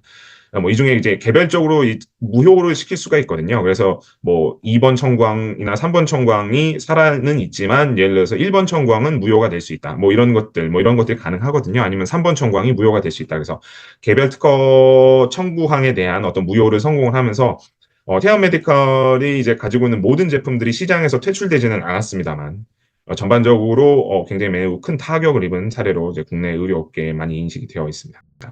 이렇게 보시다시피 많은 의료기기 관련해서 굉장히 많은 지재권 분쟁 사례들이 있어요. 그래서 이제 이런 것들을 좀 잘 유의하셔야 되는데 이런 시사점을 좀 보시면 일단 의료기기 연구개발 및 판매 유통에 있어서 인증만큼 중요한 게 이제 지재권. 아까 제가 처음 설명드렸듯이 이런 부분들이 굉장히 중요하다는 것이고요. 왜냐하면 의학과 이제 첨단 기술 발전에 맞춰서 의료기기 역시 계속 지속적으로 이제 기술 개발하고 이제 디자인 등의 개선이 이루어지고 있지 않습니까? 그와 동시에 신규 지재권들이 계속해서 이제 창출되고 있어요. 의료기기와 관련된. 옆에 지금 보시면 여기 루트로닉이라는 회사의 어떤 이제 장치들 있죠. 이거 피부 시술 관련 뭐 이런 장치들로 제가 알고 있는데 이런 장치들도 보면 이제 디자인을 개선하기 전에는 굉장히 좀 부피가 크고 이렇게 로봇 암도 굉장히 큰 거였는데 로봇 암이 그렇게 유연하지도 않은 거였고요. 근데 지금 보시면 이제 컴팩트한 크기에서 이제 진료할 수 있도록 이런 것들을 이제 다 개선한 모습들이 좀 보여지죠.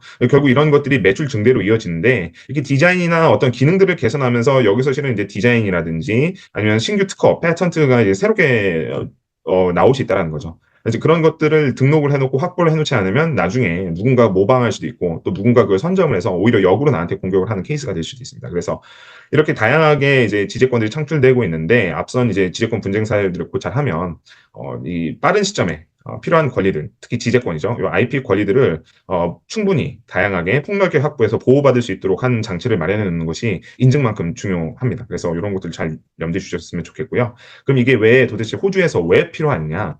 호주는 이제 잘 아시다시피 오세아니아 지역에서 이제 영국과 유사한 사법 체계를 보유하고 있는 국가고요. 지재권 관련 제도가 굉장히 잘 갖춰져 있는 나라 중에 하나입니다. 따라서 이제 지재권 위반 사례가 호주에서 발생할 경우에는 거의 대부분이 소송으로 직결되고요. 아무래도 이제 영미권 국가에서는 실은 이제 뭐 잘 아실지 모르겠지만 어떤 이제 뭐 저희가 이제 뭐 마이크로소프트웨어, 그러니까 마이크로소프트의 어떤 소프트웨어, 윈도우나 이런 것들도 실은 이제 라이선스를 구매해서 쓰는 케이스가 많지 않습니까? 물론 해적판들이 좀 돌고 있긴 하지만 그런 어떤 비중이 한국에 비해서는 확연히 적고 남의 거를 따라한다는 거에 대한 그런 인식보다는 남의 거를 따라하기보다는 내가 내 돈 내고 뭐 사서 쓰든지 아니면 새롭게 개발하겠다라는 인식을 많이 갖고 있는 게 영미권 국가고 그런 어떤 인식을 갖고 있는 나라가 호주기 때문에 이런 나라에서는 지재권 위반 사례가 발생되면 거의 바로 소송으로 직결됩니다. 그래서 뭐 사례로 많이 알고 계시는 거는 없을 수 있습니다. 왜냐하면 이런 사례들이 외부로 잘 드러나지 않는 이유가 사법 리스크 해결을 위해서 소요되는 막대한 비용과 시간을 최소화하기 위해서 대부분 세틀먼트 합의로 많이 가거든요. 아니면 중재로 가거나 아비트레이션이나 이런 것들로 많이 가기 때문에 이런 것들은 지재권 분쟁 사건이 발생하더라도 외부로 드러나지 않아요. 왜냐하면 이제 합의가 됐기 때문에 우리가 더 이상 공개하지 말자. 그리고 자기들도 이런 걸 위반했다라는 사건 내용들이 외부로 유출되었을 경우, 뉴스를 통해서 나왔을 경우 굉장히 기업 이미지에 타격을 입을 수 있다고 생각하기 때문에 그렇거든요. 근데 보통 동양의 기업들은 그렇지 않습니다. 특히 중국이 그렇게 심하고요. 한국도 그래서 지재권에 관심이 없으신 경우가 많은데 어쨌든 호주에 진출하시려고 하신다면 이런 어떤 사법체계가 잘 갖춰져 있고 기업들이 법원 판결에 대해서 신뢰하는 어떤 분위기가 있는 나라에서 사법 리스크를 최대한 적게 지고 싶으시다고 한다면 진출 전에 지재권 확보라든지 관련 규정 준수를 좀 필수적으로 하셔야 되기 때문에 앞선 분쟁 사례들을 말씀드리면서 약간 이제 경각심을 일깨워드렸고요.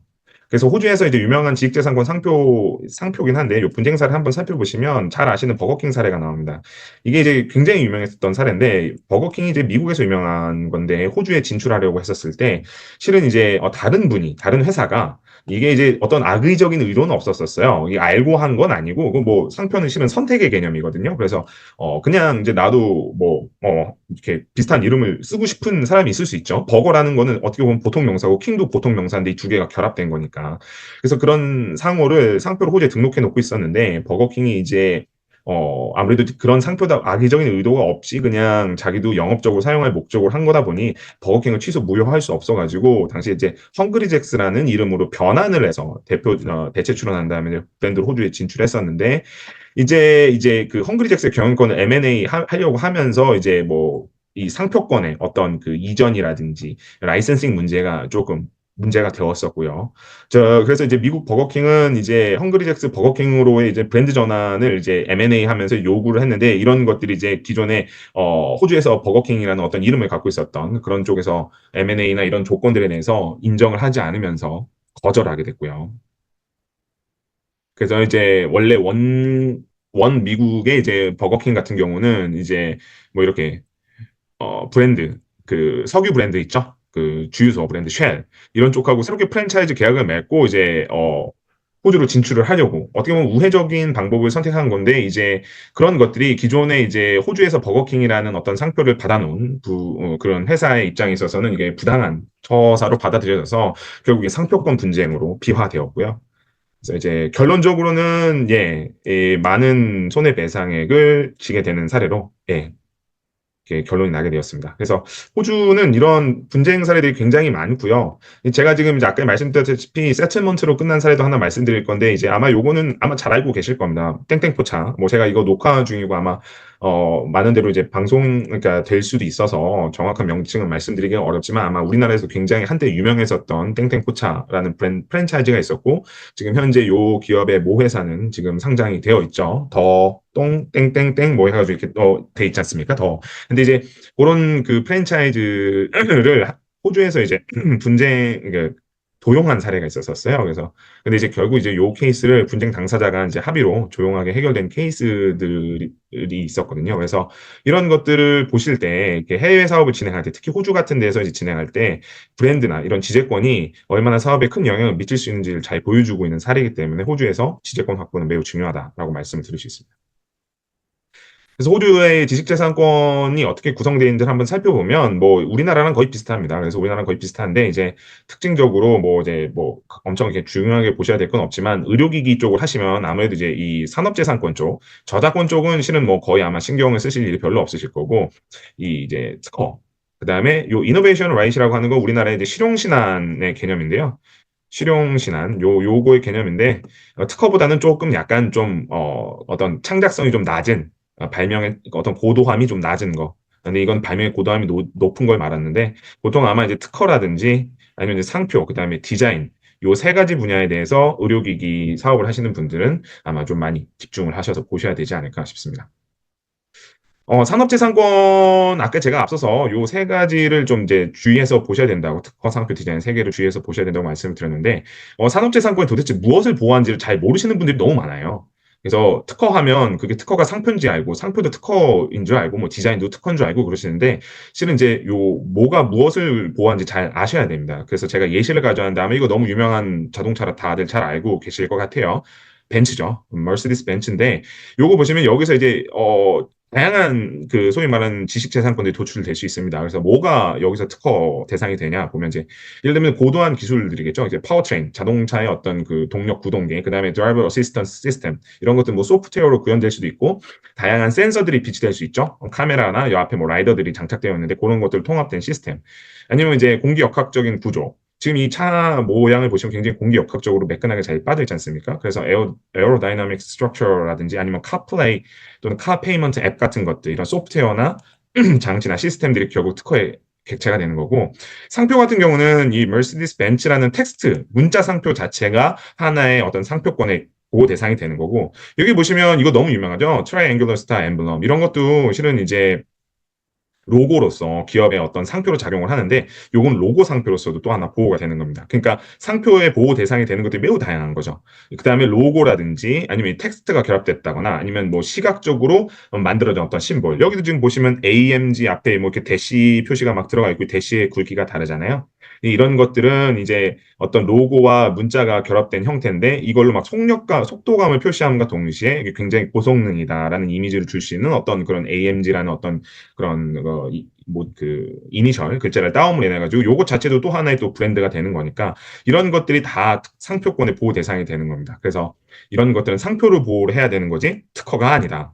그다음에 디자인 같은 경우는 보시면 바디 디자인 즉 외관 디자인을 말하는 건데 exterior car body 디자인이니까 여기에 이제 뭐 이런 전체적인 그 유선형이라든지 물고기 모양의 어떤 특정한 모양들 특히 그래서 여기 프로 에어 인테이크 그릴 이런 거 보시면 이제 지금 사진이 작아서 잘 안 보이지만 벤츠가 갖고 있는 그 특징적인 그 앞에 그 그 공기 인테이크 그릴 모양 있지 않습니까? 그런 것들은 이제 디자인으로 등록받을 수 있는 거죠. 아니면 이제 여기 보시면 이제 스포크 자동차에 있는 스포크 밖에 있는 스포크도 실은 이제 어떤 그 물건의 외관을 나타내기 때문에 디자인 등록 대상이 되는 거죠.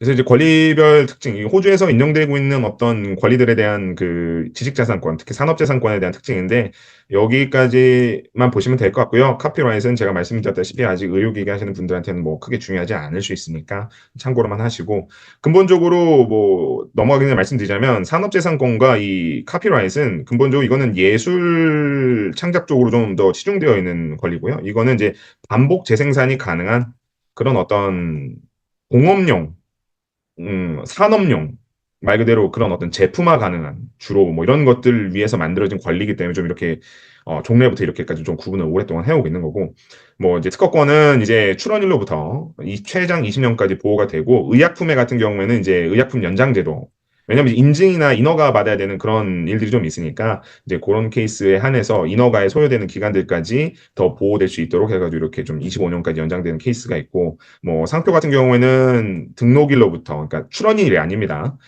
상표가 설정 등록된 날로부터 10년 보호되는데 이거는 몇십 년마다 계속 갱신이 가능하고 거의 뭐 영구적, 반영구적으로 상표권을 유지하실 수가 있고요.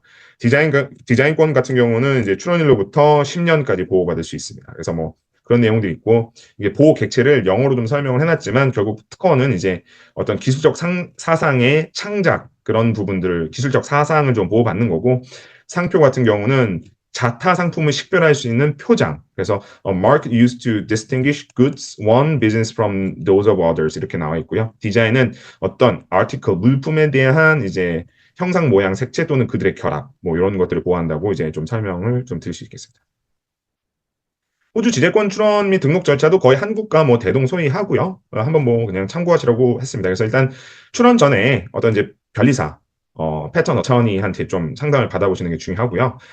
변호사라고 해서 다 알고 있는 건 아닙니다. 뭐 잘 아시겠지만 변호사들도 형사, 그다음에 부동산, 뭐 보험, 그다음에 투자, M&A, 뭐 가사, 이혼, 뭐 이런 그 소송들, 상속 이런 다 전문 분야가 다 다르잖아요. 지재권도 그것처럼 그냥 한 전문 분야가 따로 있는 겁니다. 그래서 대부분 그냥 변호사가 이걸 다 안다고 생각하시면 안 되고 각 현지마다 패턴 어터니 물론 이제 변호사가 어떤 또 패턴 그 지식재산권 관련된 자격을 취득해서 활동하고 있는 경우도 있으니까 그런 분들을 통한 어떤 이제 권리 확보 전략 방안에 대해서 컨설테이션 한번 받아보시는 걸 추천을 드리고 그렇게 추천을 받아서 이제 출원을 진행하게 되면 이런 식으로 이제 어떤 그 출원 서류가 제대로 갖춰졌는지 보는 형식 심사 후에 이제 그 실체 심사 뭐 영어로 보통 substantive라고 하는데 뭐 이제 호주 같은 경우는 thorough examination이라고 하는데 뭐 이런 식으로 이제 심사를 받게 되고 이렇게 출원된 내용들은 일반적으로 공개가 되게 되어 있습니다. 내 특허 기술 공개 안 할 거야. 이거는 절대 불가능해요. 왜냐하면 이제 국가가 어떤 사람들한테 이제 모노폴리 그 독점권을 허용해 준다라는 거는 이제 정당한 상거래 어떤 관행에도 위반되는 건데 예외적으로 특허나 상표나 디자인에 한해서만 허용해 주는 거거든요. 그럼 그걸 허용해 주기 위해서는 너한테 모노폴리 줄 테니까 너가 갖고 있는 내용들을 공개하는 조건으로 해. 왜냐면 너희가 공개를 해야 나중에 이제 그런 기술을 갖고 후발주자들이 기술 개발해서 시장이 계속 성장할 수 있는 유인을 만들 수 있잖아. 뭐 이런 식의 개념이 들어가 있기 때문에 그런 겁니다. 그래서 반드시 기술 내용이나 이런 것들은 공개가 된다는 점. 어쨌든 이제 이 심사 기간 동안에 이제 공개가 되면 이제 뭐 심사관으로부터 거절이나 또는 뭐 등록 가능해라는 내용이 나올 수 있고 거절되었을 경우에는 이제 오피스 액션이라고 해서 오해가 발행되면 여기에 따라서 이제 고정서나 의견서를 제출하게 되고 그런 것들이 극복이 되면 이제 등록 단계로 넘어가게 되고요.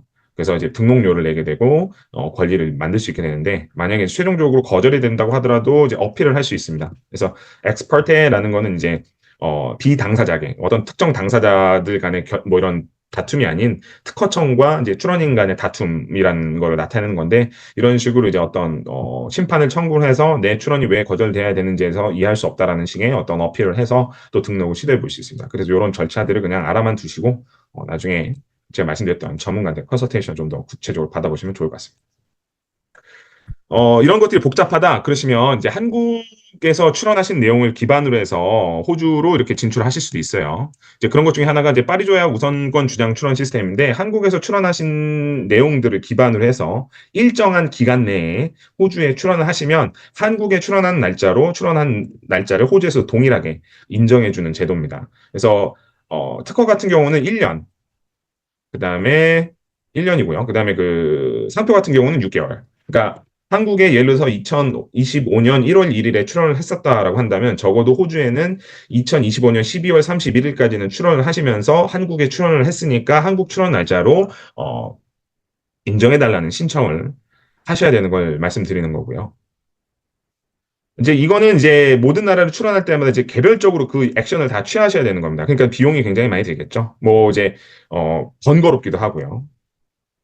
근데 이제 피시티나 마드리드 프로토콜은 그런 것들을 좀 편하게 만들기 위해서 만들어 놓은 국제적인 어떤 특허 출원, 상표 출원 프로토콜입니다. 그래서 PCT는 특허에 쓰는 거고 마드리드는 상표에 쓰는 겁니다. 디자인 같은 경우에는 이제 헤이그라는 것들을 쓰고 있고요. 지금 이제 호주도 헤이그 협약에 가입되어 있는 국가로 알고 있습니다. 그래서 이것도 컨셉은 비슷합니다. 한국에 출원되어 있는 트레이드 마크가 되어 있네요. 근데 뭐 똑같습니다. 한국에 출원되어 있는 특허 출원을 기반으로 해서 이제 그 내용을 가지고 국제적으로 자기가 원하는 나라를 이렇게 지정을 쭉쭉쭉 하면 거기에 한국에 출원한 날짜처럼 동시에 출원하는 것으로 인정해주는 제도입니다. 이거는 이제 한국의 특허청을 수리관청을 해서 어떤 특허나 상표 출원을 하면 그게 와이포라는 어떤 이제 World Intellectual Property Organization이라고 하는 국제 그 지식 재산 기구로 전달이 되고 이 기관에서 그 출원인이 지정한 국가로 동시에 다 이렇게 뿌려주게 됩니다. 굉장히 편한 거죠. 그렇게 해서 이제 한국에서 출원한 내용들을 갖고 이제 호주나 이런 쪽으로 쉽게 진출하실 수 있다는 내용을 설명드린 거고요. 이렇게 하고 있는 이제 기업들에 대한 사례 또 그리고 이런 기업들을 보면서 어떻게 이제 의료기기 관련 IP 확보를 전략을 짜야 될 건지에 대해 좀 설명을 드리겠습니다. 이제 먼저 특허 포트폴리오 좀 구축하라고 말씀드리고 싶은데요. 일단 이제 픽처 클레임을 가진 특허권을 다수 확보하는 게 중요합니다. 이제 픽처 클레임이란 이제 특허 청구 범위가 어떤 특정 제품이나 기술을 거의 있는 그대로 묘사하는 수준의 어떤 특허 청구항을 말하거든요. 청구항을 보통 저희가 이제 클레임이라고 합니다. 영어로. 그래서 이제 이 픽처 클레임을 많이 좀 가지고 있는 어떤 특허들을 다양하게 확보를 하시는 게 중요한데 일례로 이제 오스템 임플란트 아마 잘 알고 계실 거라고 생각이 됩니다. 임플란트 만들고 있는 오스템 임플란트가 이런 전략을 잘 활용하고 있고요. 오스템 임플란트는 이제 국내 의료 중견기업 중 이제 최다 특허 출원하고 등록 특허를 보유하고 있는 기업 중에 하나죠. 보시면 아실 겁니다. 여기 보시면 이제 오스템 임플란트의 픽처 클레임들을 묘사한 도면들이 예시가 되어 있는데 이런 것들의 내용 여기 보시면 이런 나사선이나 강선이나 이제 어떤 이 또 안에 들어가 있는 특징들 다양한 특징들이 있어요. 이런 것도 이제 나중에 그 자작 활동 이빨을 씹는 행동들에 의해서 이런 것들이 부서지거나 어떤 뭐 마모되거나 또 이렇게 썩거나 그러면 안 되지 않습니까? 그 재질부터 시작해서 이런 구조들에 대한 어떤 그 세부적인 내용들이 이 픽처 클레임 형태로 이렇게 글로써 명시가 되어 있습니다. 나중에 한번 뭐 참고를 한번 보시고요. 여기 이제 그 번호들이 이렇게 나와 있으니까 한번 보시면 저희 키프리스 같은 데 가시면 이런 거 검색 가능하시니까 보시면 이제 아실 수 있을 거고. 오스템 임플란트 같은 경우에는 단순히 이제 어떤 저는 픽처 클레임만 갖고 있는 것들이 아니라 자기들이 갖고 있는 다양한 기술적인 컨셉들을 이제 다양하게 임플란트 관련해서 다양한 어떤 컨셉트들을 아주 포괄적으로 이렇게 쭉 그 특허 출원이나 특허 등록을 받아서 특허 포트폴리오들을 구축을 해놓고 있습니다. 또한 어떤 확보 전략을 취하셔야 되냐면 상품명이나 갖고 계신 브랜드를 상표로도 확보하시는 게 굉장히 중요합니다. 그래서 의료기기 제조 회사명, 즉 상호죠. 그다음에 의료기기 제품명, 예를 들면 뭐 울세라 뭐 이런 게 있을 거고요. 이런 것들을 상표권의 보호 대상이 됩니다. 그래서 왜 이런 것들을 활용하셔야 되냐? 의료기기 관련된 특허권 침해 여부 판단은 실은 많은 시간과 비용과 노력이 소모돼요. 아까 전에 앞서서 이제 의료기기 관련해서 이제 분쟁 사례들을 좀 보셨는데 굉장히 이제 소송에 많은 시간이 걸리고 비용도 어마무시하지 않습니까? 근데 상표권 침해 여부는 특허 침해 여부 판단에 비해서 비교적 적은 시간과 비용, 노력으로도 판단이 가능하고 굉장히 특허에 비해서 신속하게 어떤 제재 조치를 취할 수 있죠. 왜냐하면 특허권을 위반하지 않았다고 해서 상표권을 위반하지 않았냐? 그건 또 다른 문제거든요. 아까 전에 맨 처음에 각각 지식재산권의 보호 객체를 따로따로 보셨겠지만 하나의 어떤 상품으로부터 굉장히 많은 지식재산권들이 나올 수가 있고 그 개별 지식재산권들은 개별적으로 침해되었는지 여부를 판단해야 되기 때문에 내가 특허권을 침해하지 않았다 하더라도 상표권이나 디자인권 침해는 할 수 있거든요. 이제 그런 것들 사례들이 발생할 수 있기 때문에 특허부터 시작해서 상표까지 이런 이종의 지재권을 동시에 확보해서 통합적 지재권 포트폴리오 구축을 하셔서 이제 폭력규정 보호를 하시라는 의미인 거죠. 그래서 상호랑 영업명, 상표는 도대체 뭐가 다른 거야? 이렇게 봤었을 때 상호는 말 그대로 회사 이름, 법인 명, 즉 사람 이름과 같은 거죠. 그래서 삼성은 상호명이고요. 이 삼성이 만들고 있는 갤럭시, 핸드폰 갤럭시는 결국 그 핸드폰에 대한 그 어떤 브랜드죠. 상품명이죠. 그래서 이 두 개가 실은 상호도 그렇고 이 갤럭시라는 것도 그렇고 다 상표 등록을 해두시는 것이 실은 바람직합니다. 왜냐면 이것들이 다 나중에 거래 사회에서 그 출처 표시로 작동을 할 거니까. 그래서 더본코리아 법인명을 가진 법인 예를 들어서 한신포차라는 영업명을 술집명을 운영할 때 한신포차는 이제 영업명이 되는 거고 더본코리아는 법인명이니까 상호가 되는 거고 이제 이건 이제 서비스 쪽에 쓰이는 거고 상표는 이제 보통 이런 식으로. 예. 그래서 근데 뭐 서비스명이나 상표명이나 뭐 실은 거의 다 똑같이 상표로 등록을 하기 때문에 어쨌든 요거는 다 상표로 등록을 하시고 가능하시면 상호도 같이 등록하시는 게 좋다는 거죠. 그다음 마지막으로 의료기기 아까 전에 제가 루트론링 사이도 말씀드렸지만 외관 디자인은 디자인권을 확보하는 게 매우 중요합니다. 그래서 의료기기 외관이나 색상 모양 이들의 조합은 디자인권 보호 대상이 됩니다. 그래서 왜 이렇게 해야 되느냐? 마찬가지로 상표권과 비슷합니다. 특허 침해 여부 판단에 많은 시간과 비용 노력이 소모되는데 디자인권 침해 여부는 특허 침해에 비해서 굉장히 비교적 적은 시간과 비용 노력으로 판단이 가능하고요. 그래서 앞선 상표권에 추가해서 특허, 상표, 디자인권 등 이런 이동 지재권을 모두 동시에 함께 확보해서 통합적 지재권 포트폴리오를 구축하면 지재권 보호 또는 지재권 분쟁 예방에 많은 도움을 받으실 수 있을 겁니다. 그래서 의료기기로 호주 진출하시기 전에 호주 시장에 대한 어떤 그 지재권 컴플라이언스를 좀 문화를 잘 이해를 하시고 지재권 확보를 먼저 하신 다음에 좀 진행을 하시는 게 좋을 것 같고요. 저희 이제 IP 센터가 지금 현재 전 세계 10개국에 각각 이제 센터를 개소를 해서 운영을 하고 있고 미국에 2군데, 중국에 2군데, 일본에 1군데, 그다음에 유럽에 독일에 1군데, 저희 베트남에 하나, 태국에 하나, 뭐 인도에 하나, 멕시코에 하나 이렇게 하고 있고요. 저희 이제 베트남 호치민에서 여기 보시면 호주랑 뉴질랜드, 그다음에 싱가포르, 필리핀 이런 쪽까지 함께 관할을 하고 있어서 오늘 이제 저희 웨비나에 제가 강연 연사로 나서서 이제 오늘 안내를 드렸고요.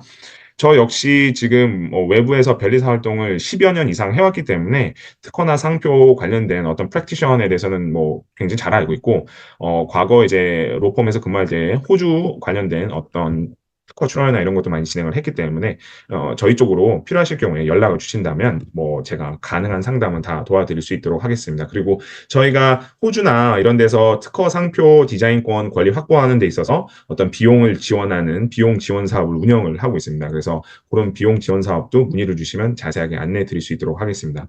연락하실 컨택트 포인트는 여기 보시면 이제 이메일 주소, 저희 대표 이메일 주소가 있고요. 이 070으로 시작하는 건 인터넷 전화번호입니다. 그래서 한국 전화로 거시면 로밍 뭐 요금이나 국제통화 요금 전혀 안 나오니까 걱정하지 마시고 여기로 거시면 저희한테 인터넷 전화로 바로 연결이 되기 때문에 전화로 문의를 하셔도 되고 구체적인 사항이 궁금하시면 이메일로 남겨주시면 저희가 상담 도와드릴 수 있도록 하겠습니다.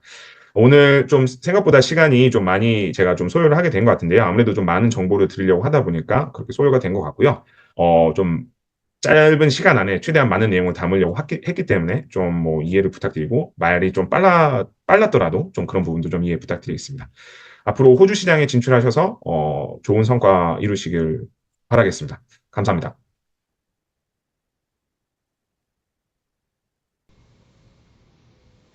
많은 준비로 지재권 관련 유익한 정보를 전달해 주신 변리사님께 감사드립니다.